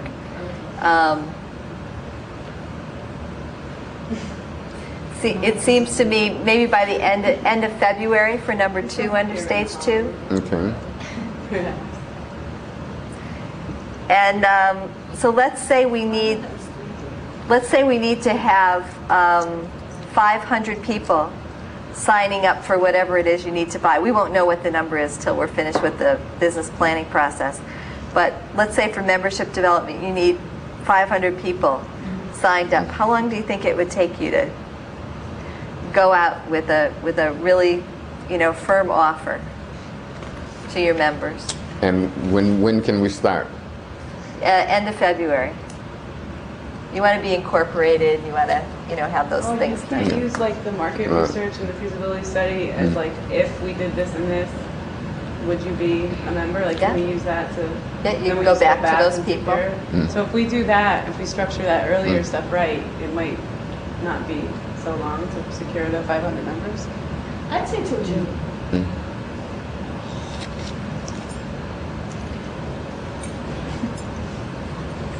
500 people is a lot of people to get to actually sign up for something. But we would have started. It depends on how many people you put on it, and how excited they are about it, how much energy and how much press you get and all of that. But June's possible if it's a really high priority for you all.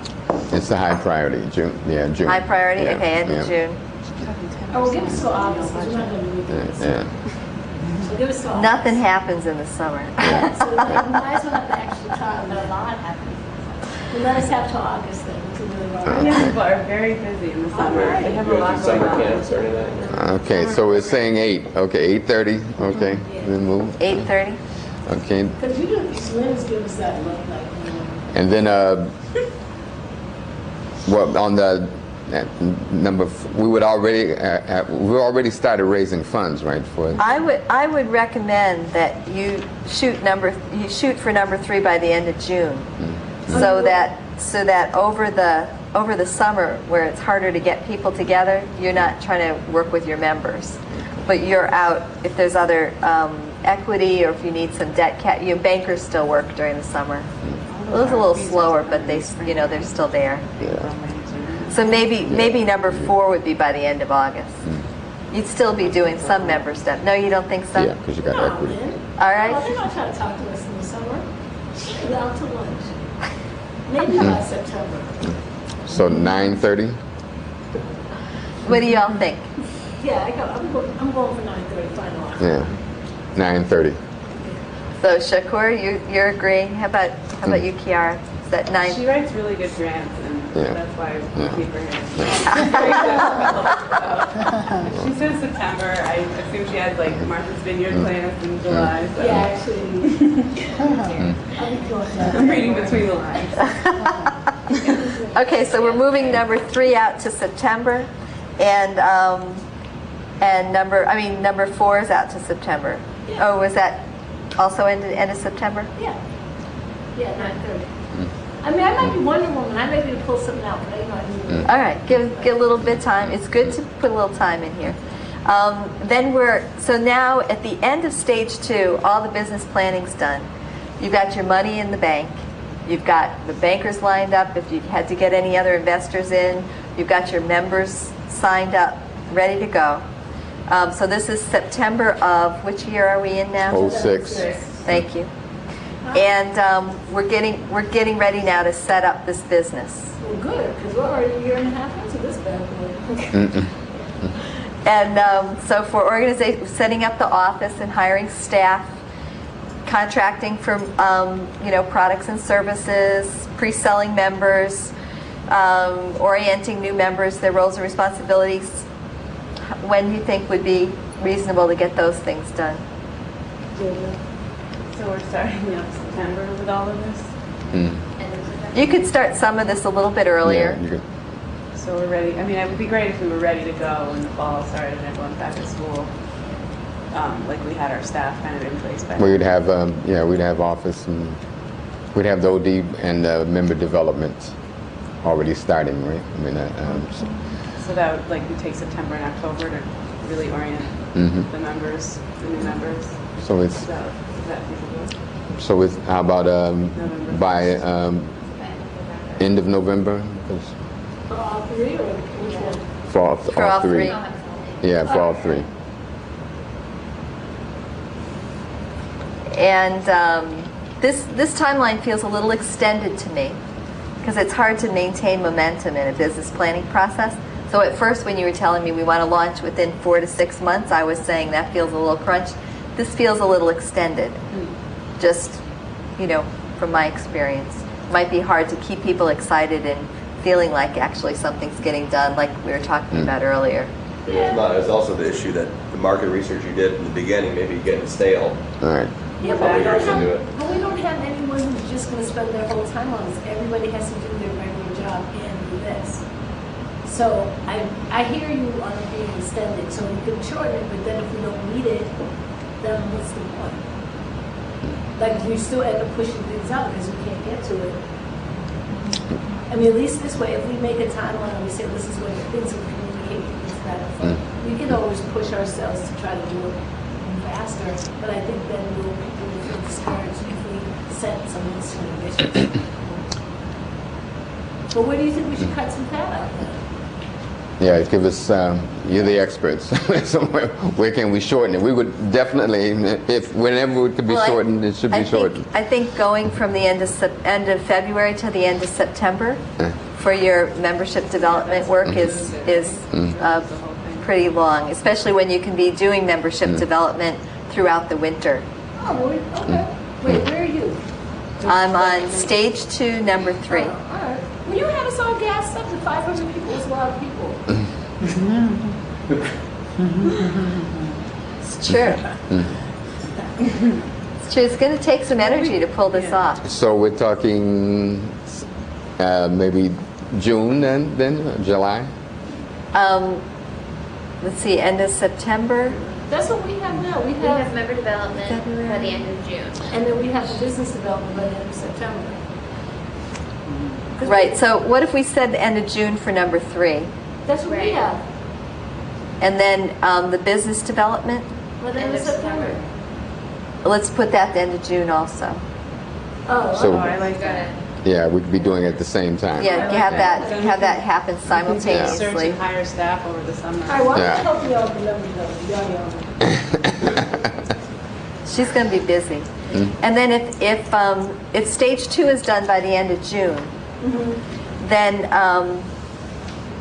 we started in April and taken a year on those first 2. That's probably reasonable. And then it's a little long. We could do it a little bit. We could do it, but even that is it's a little bit long still. But let's keep going. We're on the outside. You'll see up at the top it says 3 to 6 months. 3 to 6 months. Yeah. So what we're doing is riding the outside edge of that, rather than the inside edge. Well, our members are really engaged, the ones that are engaged at the top on the box. It's true. When you have participation, it takes longer. So. If those 15 people. So the end of June, and then let's say it takes us 3 months to finish stage 3. So we're at the end of August, and then we're in business. We're going to be launching in September. Oh, okay. That's good time. That's Yeah.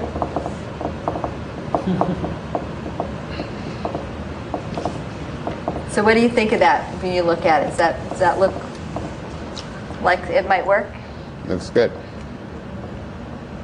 I think there's some places where we really have to push to keep carrying it, because it could just sort of go off as like that good idea they had last year kind of thing. So I don't know who, like Kim said, we all have other responsibilities within the CDC, but I kind of feel like someone needs to, or maybe just for different parts, like someone needs to say, like, I'm going to carry this part and push it through. We do all get busy. So. Yeah, and that's one of the key things on this who, making sure that you got someone key on that, and and also it's the way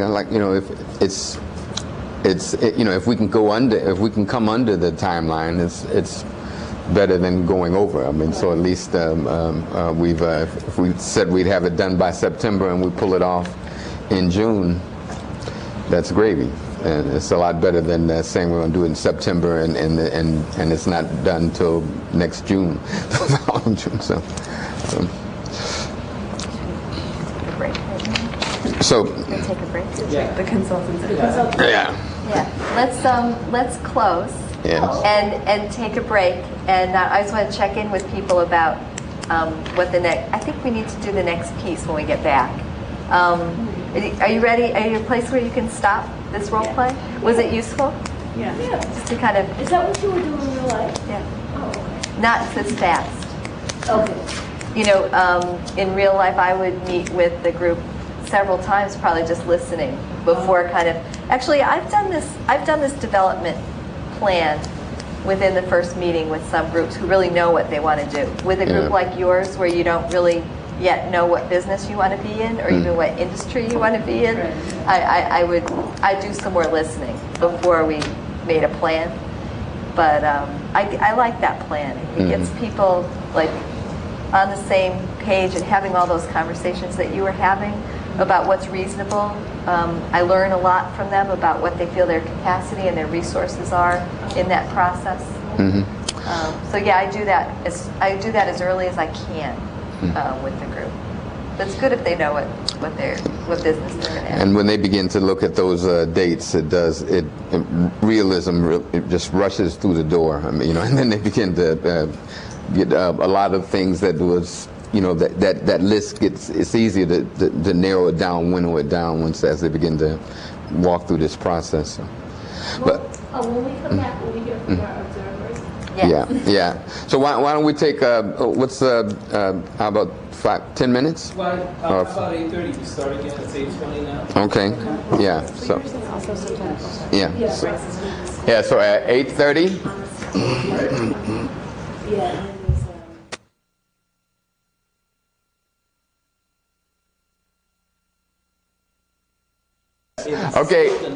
Okay, gang. So we're gonna get started now. Yeah. Okay. Yeah. We're gonna have to get back into the 60s after after we get started. Figure out what happened. Right.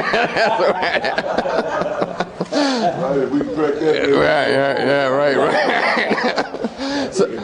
So what we want to have at least about a 10-15 minute conversation about the role play that we just went through. We want to talk about how our consultants did, how the clients did, and maybe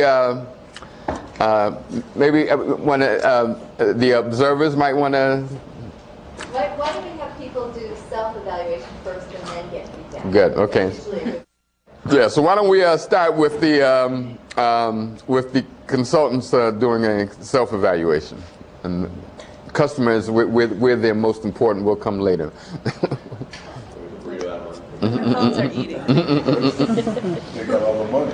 Well, multitask. That's what you got on multitask. Well, I thought we definitely earned our money and did a good job. I think personally, I felt like I was a little bit floating for a while and leaning on Lynn, but that was good because I learned from watching her, and I thought it was. I was telling Lynn at the break. I felt like there was a number of times, or a couple times early on, when I wanted to say things like, "Well, have you thought about purchasing X together?"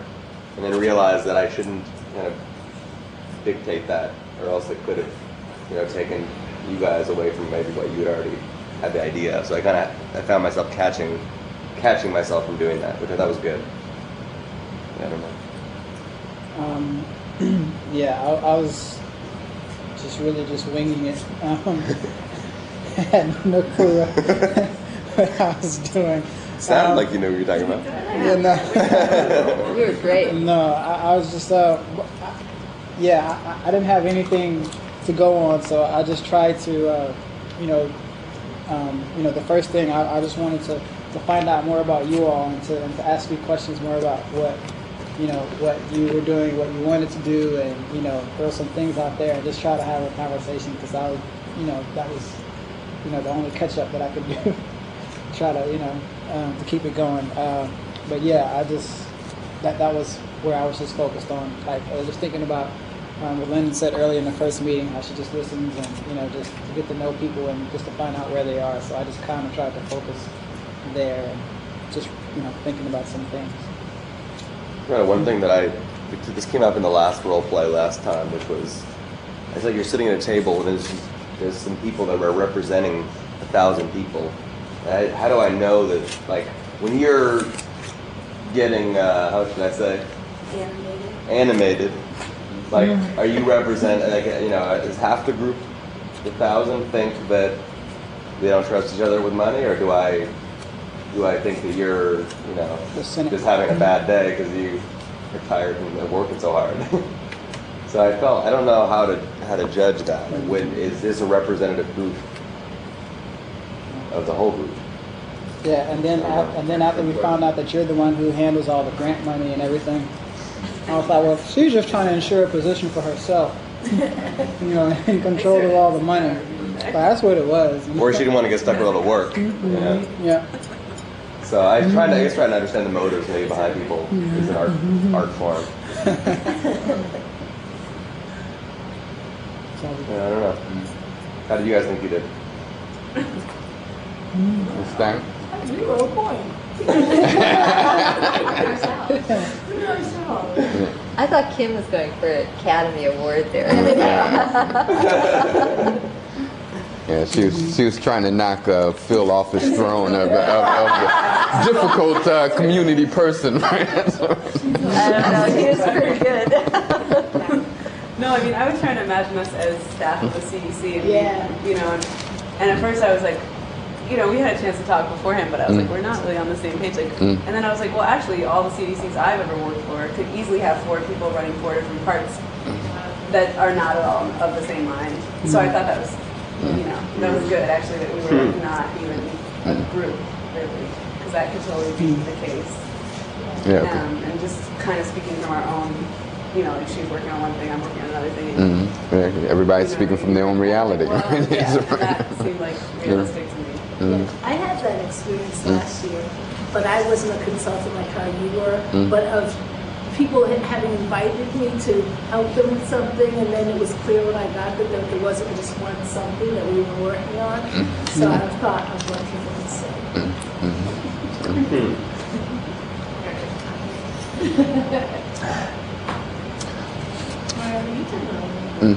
Oh, yeah, no, I thought this was, it was interesting for me, obviously, because it is relative to at various lines. And made me step back a little bit, you know, and realizing what this would really entail for us. Well, I thought there was a, particularly, I mean, the consultants that I think you all did a really good job at not getting into an argument, but throwing it back and getting us as the clients to think more about the process, to you know, to make us explore a little bit more about, you know, what's the nature of our group, what's the nature of, you know, how ready are they, what's their capacity, how ready are they to do this or that, you know. So I think that was it was a much stronger process in terms of making it clear that the power is in the client's hands, but that also the responsibility is there also, and that they have to begin to think and talk it out, and it's not something that they can just hand off to an expert and then they do everything for you. So.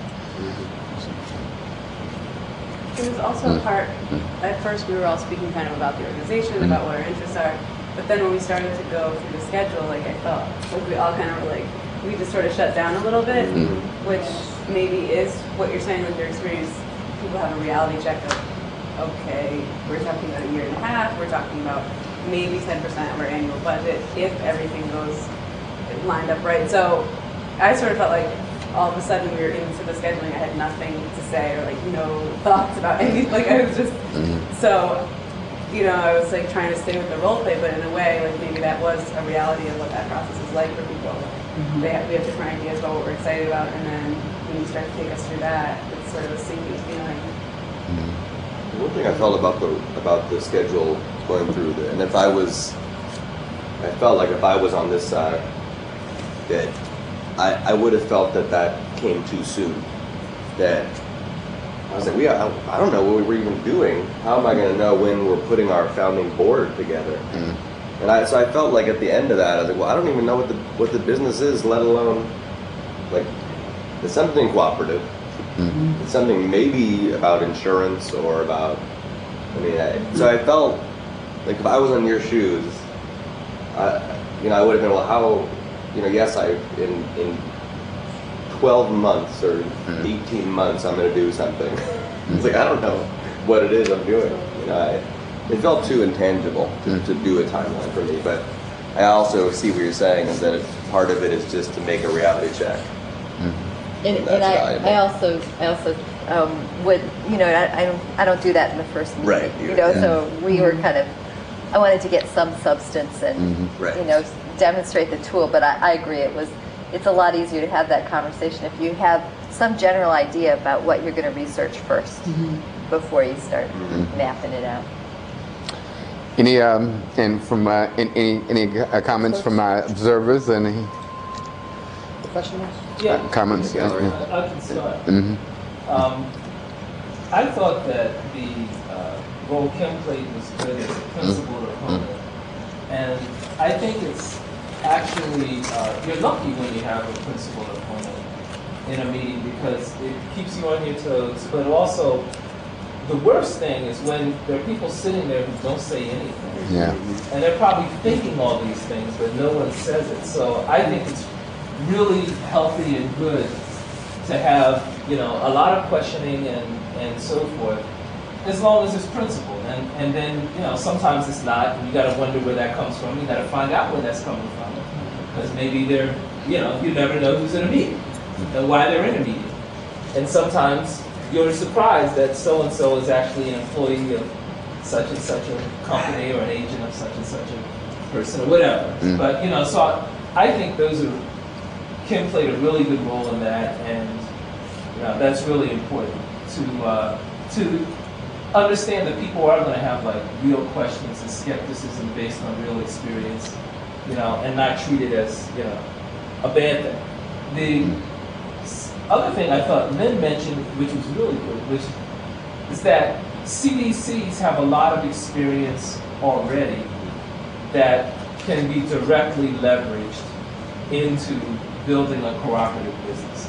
If they've done a lot of housing like Mass Hope has, then they know something about financing, they know something about a construction schedule, they know something about marketing units and having to sell units.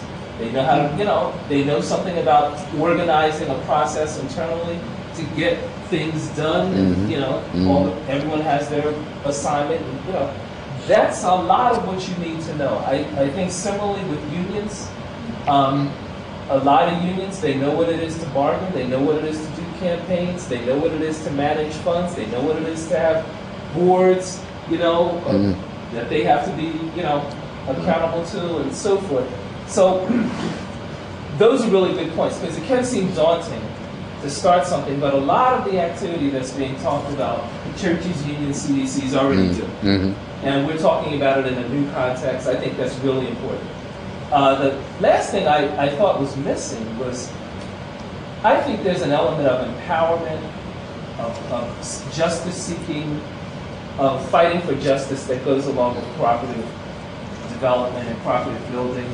And I think it would be good to, if we would, since this is a larger audience, it's good to draw that out. Because when Michael asked, well, who are the people who are part of this cooperative? That was a good question. And Mariana said, well, they're mostly Dominican women. It would be really interesting to see, well, what are Dominican women doing with their money? Someone mentioned, well, they can't shop. There aren't really good places to shop. We know that actually a lot of money gets sent back to the Dominican Republic. And through probing all these things, there are a lot of rip-offs that are happening to people through each one of these sort of aspects of their lives. And building a cooperative is actually one way of fighting back. I mean, and in that sense, it's linked to politics and policy and other things that we talked about. But it's like people making the decision, we're not just going to be victims here. We're going to fight back.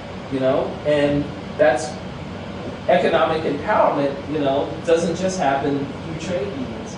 I think that's an important message that can tap people's energy and keep people fired up, wanting to keep fighting because you're getting wounded every day, so you don't forget that. And that's important on how you can make it through that year and a half of launch and planning and launch processes. If you got to good mission and vision pushing the process. So that I agree that's very important. I thought the dialogue was quite fluid. As a matter of fact, the consultants were smooth, almost slick. But I found the dialogue raising questions on both sides for me. And when I put myself in the community seat, I was wondering why they weren't asking for pertinent examples of success of co-ops. What is the comparative numbers versus small businesses, and what co-ops, under what circumstances do co-ops usually succeed, and under what circumstances do they fail, so that you could ask as much of an exhaustive analysis about what you really need to make that determination. And then I also thought, from the community standpoint, it seemed like you really were playing the role of the CDC. Definitely, CDCs had the capacity to produce, but they're not always very good at engaging communities. And I did not hear the community brought it in any place for the consultants and everybody to give them some iterations of what was going to happen periodically to see if they were buying in, because even as you talk about a market analysis, it's going to determine what are the goods that people want to get at a cheaper rate. But how do you know, once you're setting up the business plan, that it's going to be competitive for them to stop doing business with who they have? Or is there some kind of comic analysis PowerPoint that shows how you're getting ripped off by the existing small businesses that is opposed to social justice? I think what Phil was saying and whatever else. And so I think all these things should be almost build on one another. You selected this group because they responded best against your RFP, but maybe we should start thinking about informing community groups to be more informed or have a better set of questions to make sure of what the product is they're getting and whatever else. And I think that would also make the consultants more sharper, that they would have to produce something that actually shows you this is the potential. And so from time to time, but you got to engage that community from time to time, because when something is going on this long, what divides communities is that they're not aware something's being done, but they don't know what the product does, and then that starts a whole lot of rumors and other kinds of things and whatever else. So you got to constantly come back, short term and long term, make them understand the elements of a whole plan and what to look for, and make them, and make sure that the instrument for market analysis, whatever, is user friendly. That makes them feel pretty safe. So. Okay. I just have one other comment. As a consultant, this is an incredibly difficult dilemma to solve. If a group of workers come and say, we want jobs, or if a group of consumers come and say, we want a food store or something else, we want to buy this thing together, it's a lot more concrete. It's direct. It's not about making profit, whereas this is about making profit. It's about getting services, and people know what service they want. This is the most difficult dilemma for me as a consultant to solve in the kind of work that I do. It's much easier just to help people get something they want, rather than helping a group of people get something that somebody else wants and they're not sure what it is. It's this role play is, I don't have a more challenging situation that I work in. So anyway, and it's hard to figure out when to be directive and when to, because in this particular case, the staff of the CDC actually didn't care what the business was, as long as it made the money. And I really want to, as professionally, I want to find models that actually do generate a high enough return to support the education and organizing functions in communities. So I'm really committed to it personally, but it's more challenging than just starting a business for a group of people who either want to work there or buy the stuff that's coming out or sell their stuff through it. Okay, well, I think this brings up a number of points that we wanted to speak about. The member participation and leadership in a group-based business. How do you keep that participation from the just the initial business planning all the way to business launch and implementation, years into the process. As this PowerPoint talks about, the heart and soul of an effective group-based business of cooperatives is the membership development and leadership. That's the key question that it faces. And if we don't begin to figure out ways, effective ways of being able to strengthen and build, as we said, this is one of the most important things in terms of building cooperatives is the member participation, is the leadership development, and it's key to being able, and it's key to whether or not cooperatives will be able to play its important role. I mean, the only way we're going to be able to compete with the big box stores, etc., is that we got to be able to build on our cooperative advantage. Part of expanding member participation is to take a look at member activities and management and get creative. We need to take a look at what are the needs of members and what is the role of leaders. Depending on what type of organization you're talking about building, that impacts a lot on how members can be brought in the process. What kinds of activities can give members voice, and what kind of new activities can members be brought in. And part of it, you have to come from a perspective of our approach is that members are key to the process, that members can be involved in all aspects of the process, no matter whoever we're dealing with, whether it's low-income folk or youth or folk, that might be considered as not having certain skills.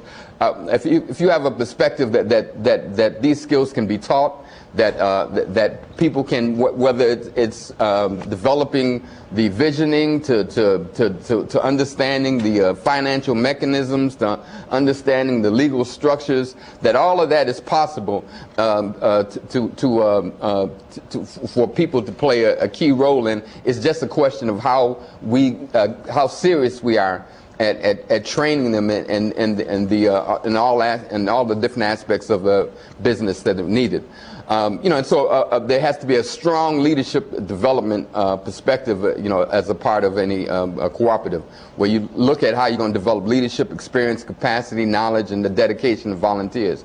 One of the things that I'm hoping that we'll do a lot more in cooperatives, that one of the things that I've been, following the leadership of folks like Brother Gus here, been very involved in the community building movement over the last 20 years or so.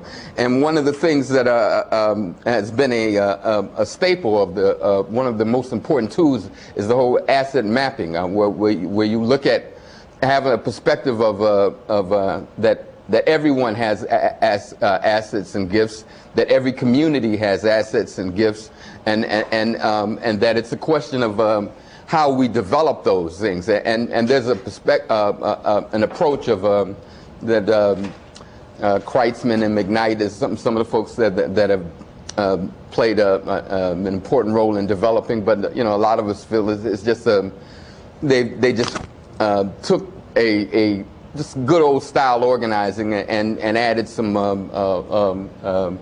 refinements to it, but it's basically just just some good old organizing techniques. But an asset mapping perspective of looking at what are the skills, the capacities. One group used to call it that there was the gifts from the head, skills you've been learned, the gifts from the hand, skills that you have, the gifts from the heart, your vision, your spirit, your dedication. So looking at how you can mobilize and map all those things, so that, and like I said, the community building movement has been very, played a big role in that. In the United Neighborhoods organization that we built, we had 600 block clubs linked together. We used asset maps where we would, at the beginning of a block club meeting, or when we were trying to begin to first form it, we had a little survey talking about what are skills that you have. Do you like to take care of do you like to work with young people? Do you like to, are you a good cook? Do you like to garden? I mean, do you know how to fix cars? Do you like to, do construction work? All the different things that may be relevant to the work we're doing, and then we would develop a map of that. So we knew what skills our leaders had, what things they, skills they wanted to learn. I mean, so we got a better sense of what leadership and training things we needed. We had a better sense of what skill sets they had that they could bring in and be able to be, let's say someone might be a bookkeeper in their life, So then we're trying to develop a community business, and we need somebody with accounting skills. So that, there it is. You got somebody with those skills, or somebody that you're finding out that when you're talking about business planning, that you may have folks with certain business skills right in the right inside of your mix. And one of the things that we're looking at is there's possibilities of being able to use online mechanisms, so folks could go online and be able to fill out those asset maps and then be able to use that in determining how to best develop those co-op members' skills. Making meetings, conferences, and everything else more meaningful and participatory. Looking at every possible opportunity to develop members' participation. Making member participation a key criteria in your organization planning and strategy. Is this something that's so important that it's one of the major outcomes that you look at in terms of whether you're doing good or poorly? And so that becomes something that everybody has to think about. How am I bringing new members to the fore? How am I developing their leadership skills so that they start at this level and they don't stay there, that they become more and more active, more and more play larger and larger roles, based on what their skill sets are and what they want to do. And making the membership materials visible and accessible. So one of the things we talked about, we look at is how to increase member and staff participation. One of it is cultivating an appropriate leadership style and values. Certain leadership styles and certain values will not bring more members to the table. If you're controlling, if you're about giving out orders and commanders, if you're about hiding things and not being transparent and not and not being open with your work, I mean, all those things are not going to help develop members, in their fullest way. So one of the first things that has to be clear is working with that leadership group and making clear that we want to set up a leadership style and a value system that's based on deep listening skills, that's based on humility and advice seeking, that has confidence in others and ability to delegate, that educates others and believes in transparency, that's flexible and receptive, that's about analytical thinking and looking holistically at problems. So part of it is, is one of the first things is to make sure that those leaders that you're working with have an approach and the right attitudes and the right value system, so that they could best support bringing in new members. Also, developing diverse communication channels that supports bottom-up and top-down communication. Part of it is, particularly like if we're dealing in diverse communities, different things work for different people. So, a lot of times groups will say, okay, we got a newsletter, and then we send out some emails. There it is. I mean. But looking at, that there are a lot of trying to figure out and trying to get people involved in some creative thinking. How do people communicate? How do people stay in touch? What do other groups do? And so look at things like surveys and focus groups. I mean, if we're going to be doing, getting a better understanding of what products we want to work on or what needs we want to attack, we need to have an intimate understanding, and it can't just be based on you know, like as said, as Gus was saying, a lot of CDCs, they've been doing this stuff a long time, and a lot of other community groups, but are they really talking to their members on a regular basis in a broad way, or are they just talking to the board and maybe a handful of other key leaders that are active? You know, you know, so big, you know, and that's one of the things, like as you was folks was talking about, coming into those initial meetings and trying to get a sense of, you know, what type of group am I dealing with? Am I dealing with a group that communicates broadly or not? You know, and you know, and then that has to be figured into the plan. Hotlines and suggestion boxes, emails, chat rooms, online communities, newsletters, magazines, e-zines, use of public access, use to public access TV, radios, all kinds of things, and like I said, trying to get folks to get creative about it.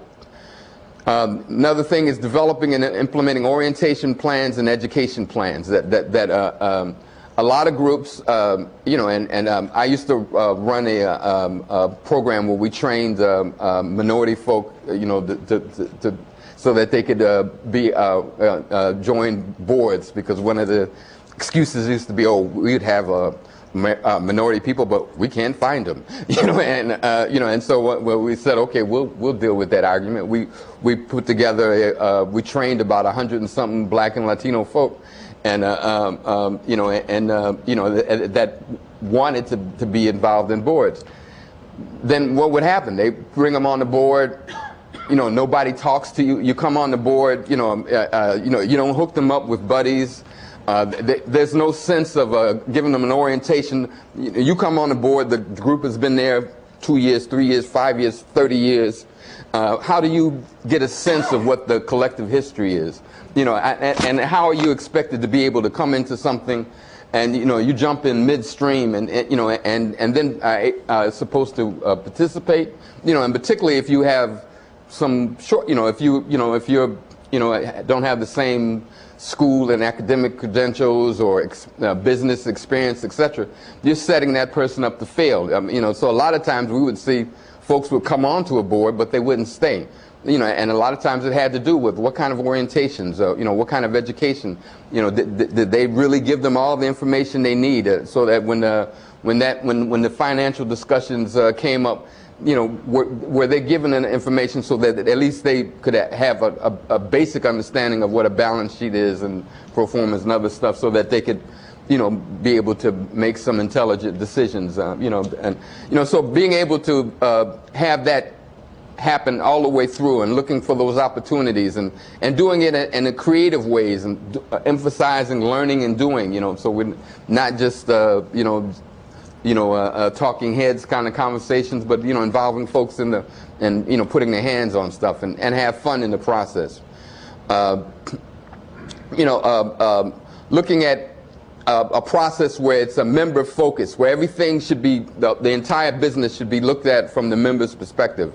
Like I said, and understanding that orientation is a key to continuity, whether it'll last or not. You know, and making sure you have in that orientation packets, the legal documents, the strategic planning documents, 6 months of previous minutes, contact information for all key people, board role and responsibilities, board policies, committees, etc. You know, and this has to be done continuously. A lot of times, groups will, even the ones that do board education, you know, they'll see, okay, if the board is falling apart, let's have a retreat. They bring in, you know, they'll have a retreat. They'll bring in some expert consultants. There'll be a great time. Everybody will feel pumped. And then 3-4 years go by before that happens again. You know, I mean, so you shot yourself in the foot. I mean, you know, that this is not something that you can do once and say, you know, that it's done. This is like cleaning your room. It has to be done on a regular basis. I mean, so cleaning. I mean, so you know, so you have to. It has to be a continuous process. You know, again, on the diverse, looking at different channels and opportunities for participation. Look at the whole variety of members, their preferences, their skills, their lifestyles. One of the things that we've learned in the last decades about organization is that people are not one issue. that I may be in an organization concerned about housing, but that doesn't mean that that's my entire life. You know, I'm concerned about housing, but I play basketball on the side. You know, I'm concerned about kids. You know, I might be a photographer. I might, I might like to kayak, or whatever. I mean, I might be into bicycling, or so looking at all the different kinds of things that people could, from culture to sports to other kinds of lifestyle stuff so that we look at the whole person, and in order to really get them excited and about being a part of the organization. And then also that we're sensitive to issues of race, gender, class, culture, disability. That all those things we need to look at how that may make more difficult or cause breaks in the participatory process. So how do we make sure that that folks are not held back because of all those different things, and that they're all given the same kind of support and being involved, and also that there has to be a perspective that a realistic perspective that sometimes we think, oh, we do a great job, we bring everybody together, and now it's smooth sailing. Democracy does not eliminate conflict. That you have to have an attitude that conflict is not a terrible thing. A lot of us are conflict avoiders in the way we've been brought up, but we need to understand that organizations, that's where we grow. I mean, through the process of facilitating constructive conflict. So we need to be clear that as we're bringing all those folks together and bringing them into the process, there's going to be some rough patches in it. And we should be prepared for it, and we should train for it so that we can get through it. It's like being a long distance runner.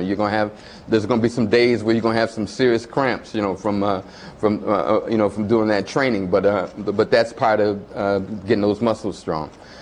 Setting up evaluation mechanisms. One of the things we talk about is organizational and social audits. I mean, a lot of times, CDCs and other nonprofits, we've been taught, okay, we need clear outcomes, whether we believe it or just because we want to get the money. But that's something well understood. But a new kind of concept is that that we should be looking at the whole culture of the organization. How is it working? How is the participation going? How is all of our vision, mission, and values being translated into concrete activity?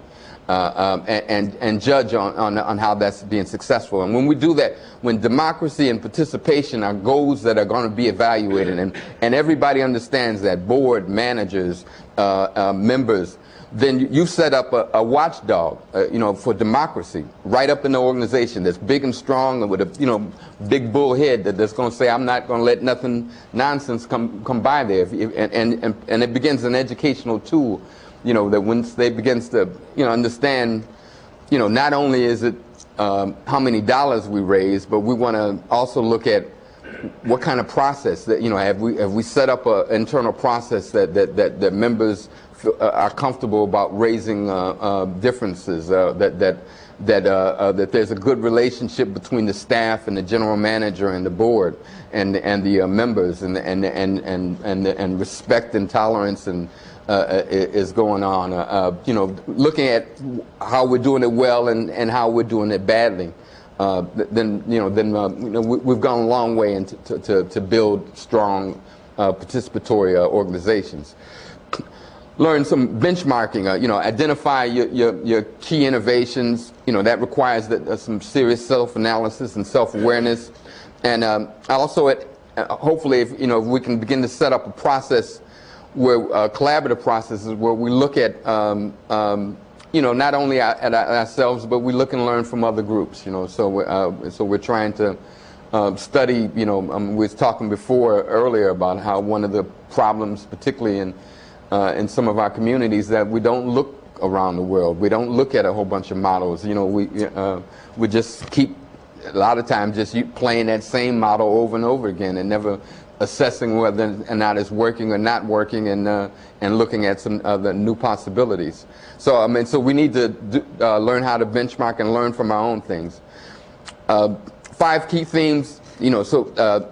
Key if we're going to have participatory democracy in the co-ops, that we have to expand members' participation, we got to clarify the relationship between members and management. We need to understand what type of, and depending on the organization, that will, you know, I mean, certain types of organizations may not be ready for extreme amounts of participatory democracy, and other organizations, it may be critical to you know, to their existence, you know, on whether or not that happens. So we have to, part of it is making those decisions up front, you know, and not being judged, you know, so that this process is something that you've decided on and not something that you just bumped into.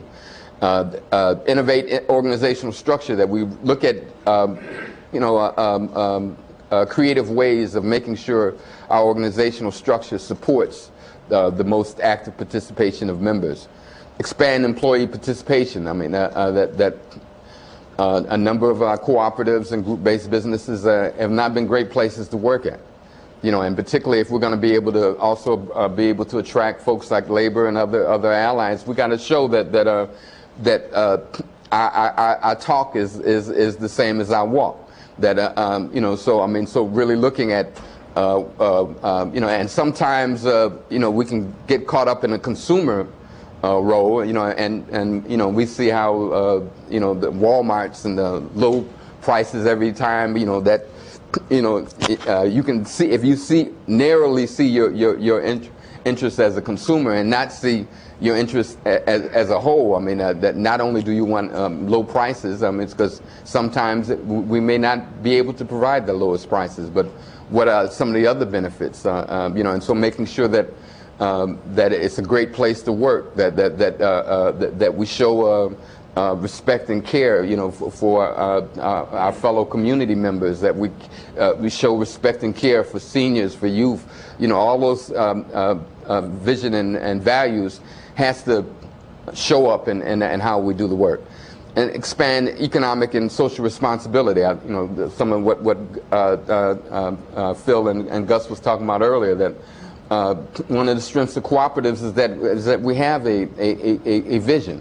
So if we're biodiesel, I mean, a cooperative, a biodiesel organization, I mean, should be talking about its concern for the environment. It shouldn't just be on, you know, just talking about that they can get you a few cent less on the fuel, but also that that we have responsibilities as global citizens, and, you know, and so we can begin to talk about those things, whether you know, if you're doing a home health care co-op, talking about, you know, concern for how our seniors are being treated, and concern about the devolution of the healthcare system in this country.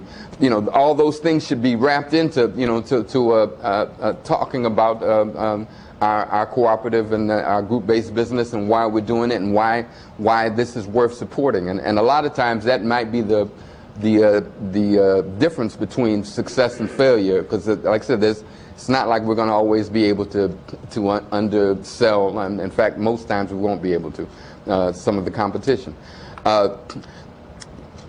Having an effective membership plan. One of the key things is a list of questions here, you know, showing that at each stage we should be thinking about how do we organize potential members in the development stage? How do we organize members in the feasibility study, in the business planning stage? That even at those points that members can be involved and involved in the process through surveys, through discussion groups, through focus groups, through the planning process. How are new members created? To me, the most creative folk about when you talk to other community people, how are you going to recruit their neighbors? They know best. You know, when I was doing block club organizing, I find, you know, I tried to find one or two of the key leaders in that block.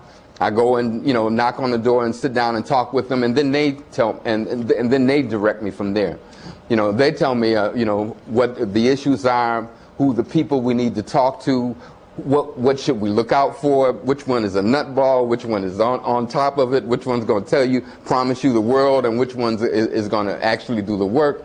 They know, you know. I mean, so they have to. They need to lead that process. Orientation programs for new members, community organizing, public relations. You know, if it's understood that they need to talk about what things do they feel they need to know more about, and then involve them in the process of getting it. You know, and then also using online tools for membership development, consensus building, business development, education and training. We got another PowerPoint that we'll talk more about it. But this is a great tool. I mean, particularly when you're dealing with folks over a distance. You know, ways for folks to be able to participate, to plan the vision, and not necessarily have to be in a meeting room at the same time. One of the things we talk about it is as how it's having a sense of how it's power. What is the power flow? You know, from and trying to set up a sense of that the members are in control. That then from there is the board of directors. From there is the general manager. From there is the staff, and from there is the community. And you know, often that's just the opposite. And the community is back up at the top again. Yeah. You know, so they're yes, receiving and also yes. back up at the top. And then having a board development plan. How are we going to build member leadership? What's the role? Who do we need on the board? How do we recruit them? What's the orientation process? What's the relationship between board and managers? We need to talk all that out and get it done. Just because it's late, I'm wondering if it'd be good if we picked up with the board stuff tomorrow. Yeah. So yeah, why don't we? Yeah, I'm sorry. So and we can and hopefully by then we'll have this working on top. And, yeah. And then we can actually we'll send this to you. I mean, maybe we can email it to you. And we can put it in on the video. Yeah. So so again, I mean, this is one of the most important questions. Maybe if Gus might want to have a parting word.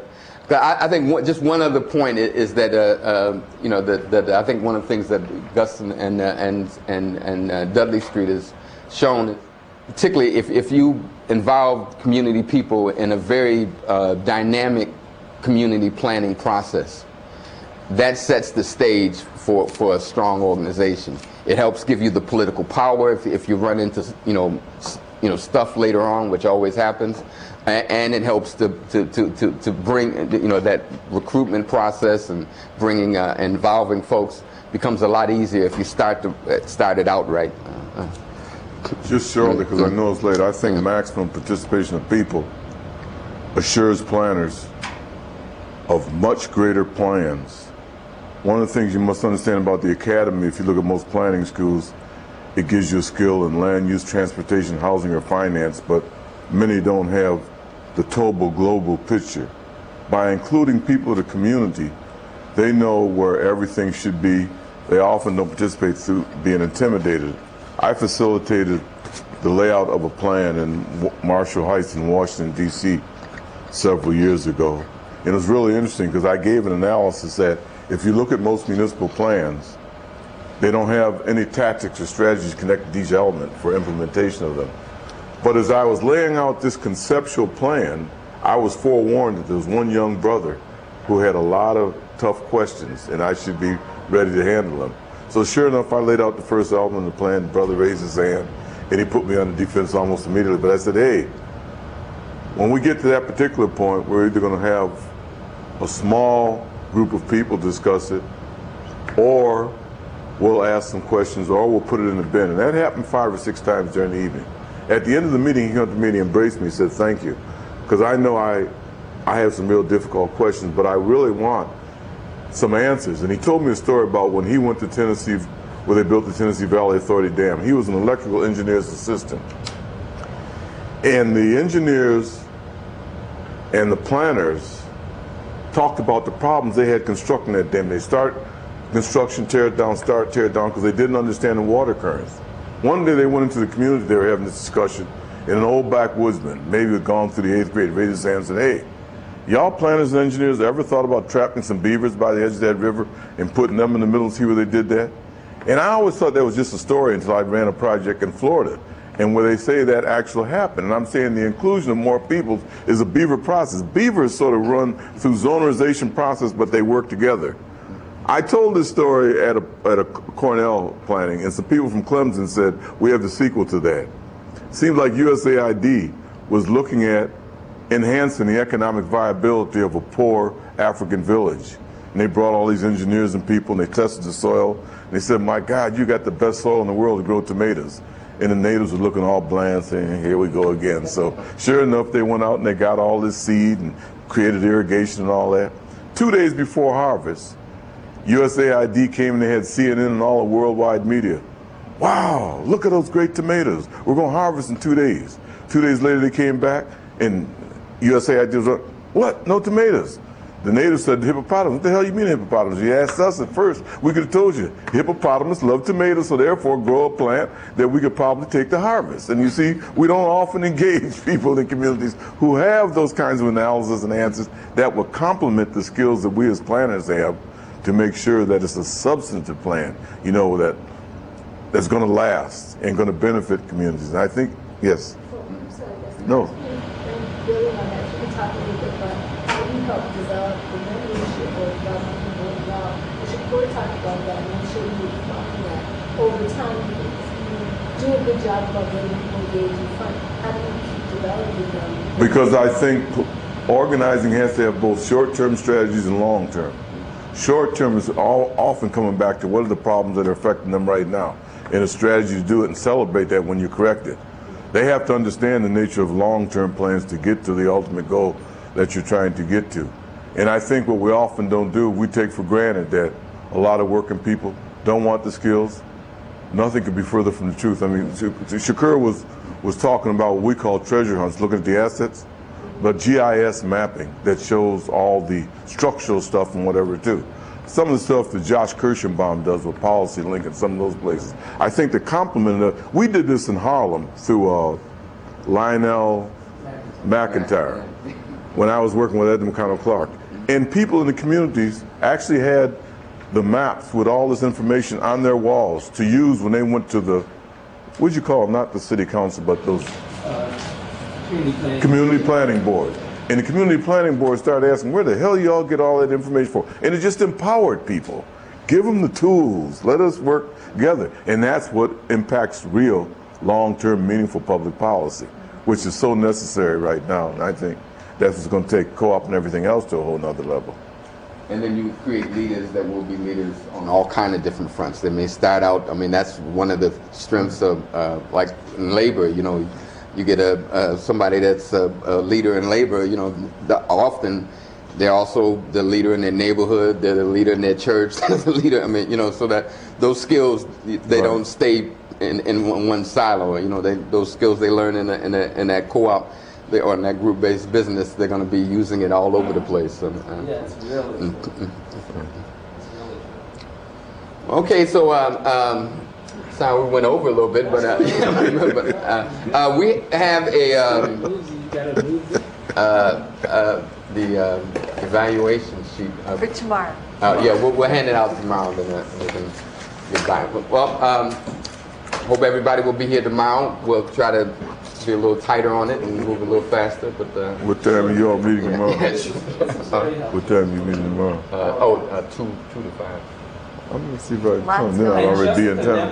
Yeah, I think you going to be in the same place? Yeah, we'll be right here. Yeah, and Jessica will be here also. Oh, good. Great. She's I guess she's an economist / planner. Yeah. From Baltimore. Yeah. And the name rings a bell. Done a lot of work on cooperatives and a lot on the history also of cooperatives. Yeah. And she's a provocative writer in a lot of planning journals about these kinds of issues. How do you spell her name? Jessica Nemhart. Jessica Gordon. I know that name.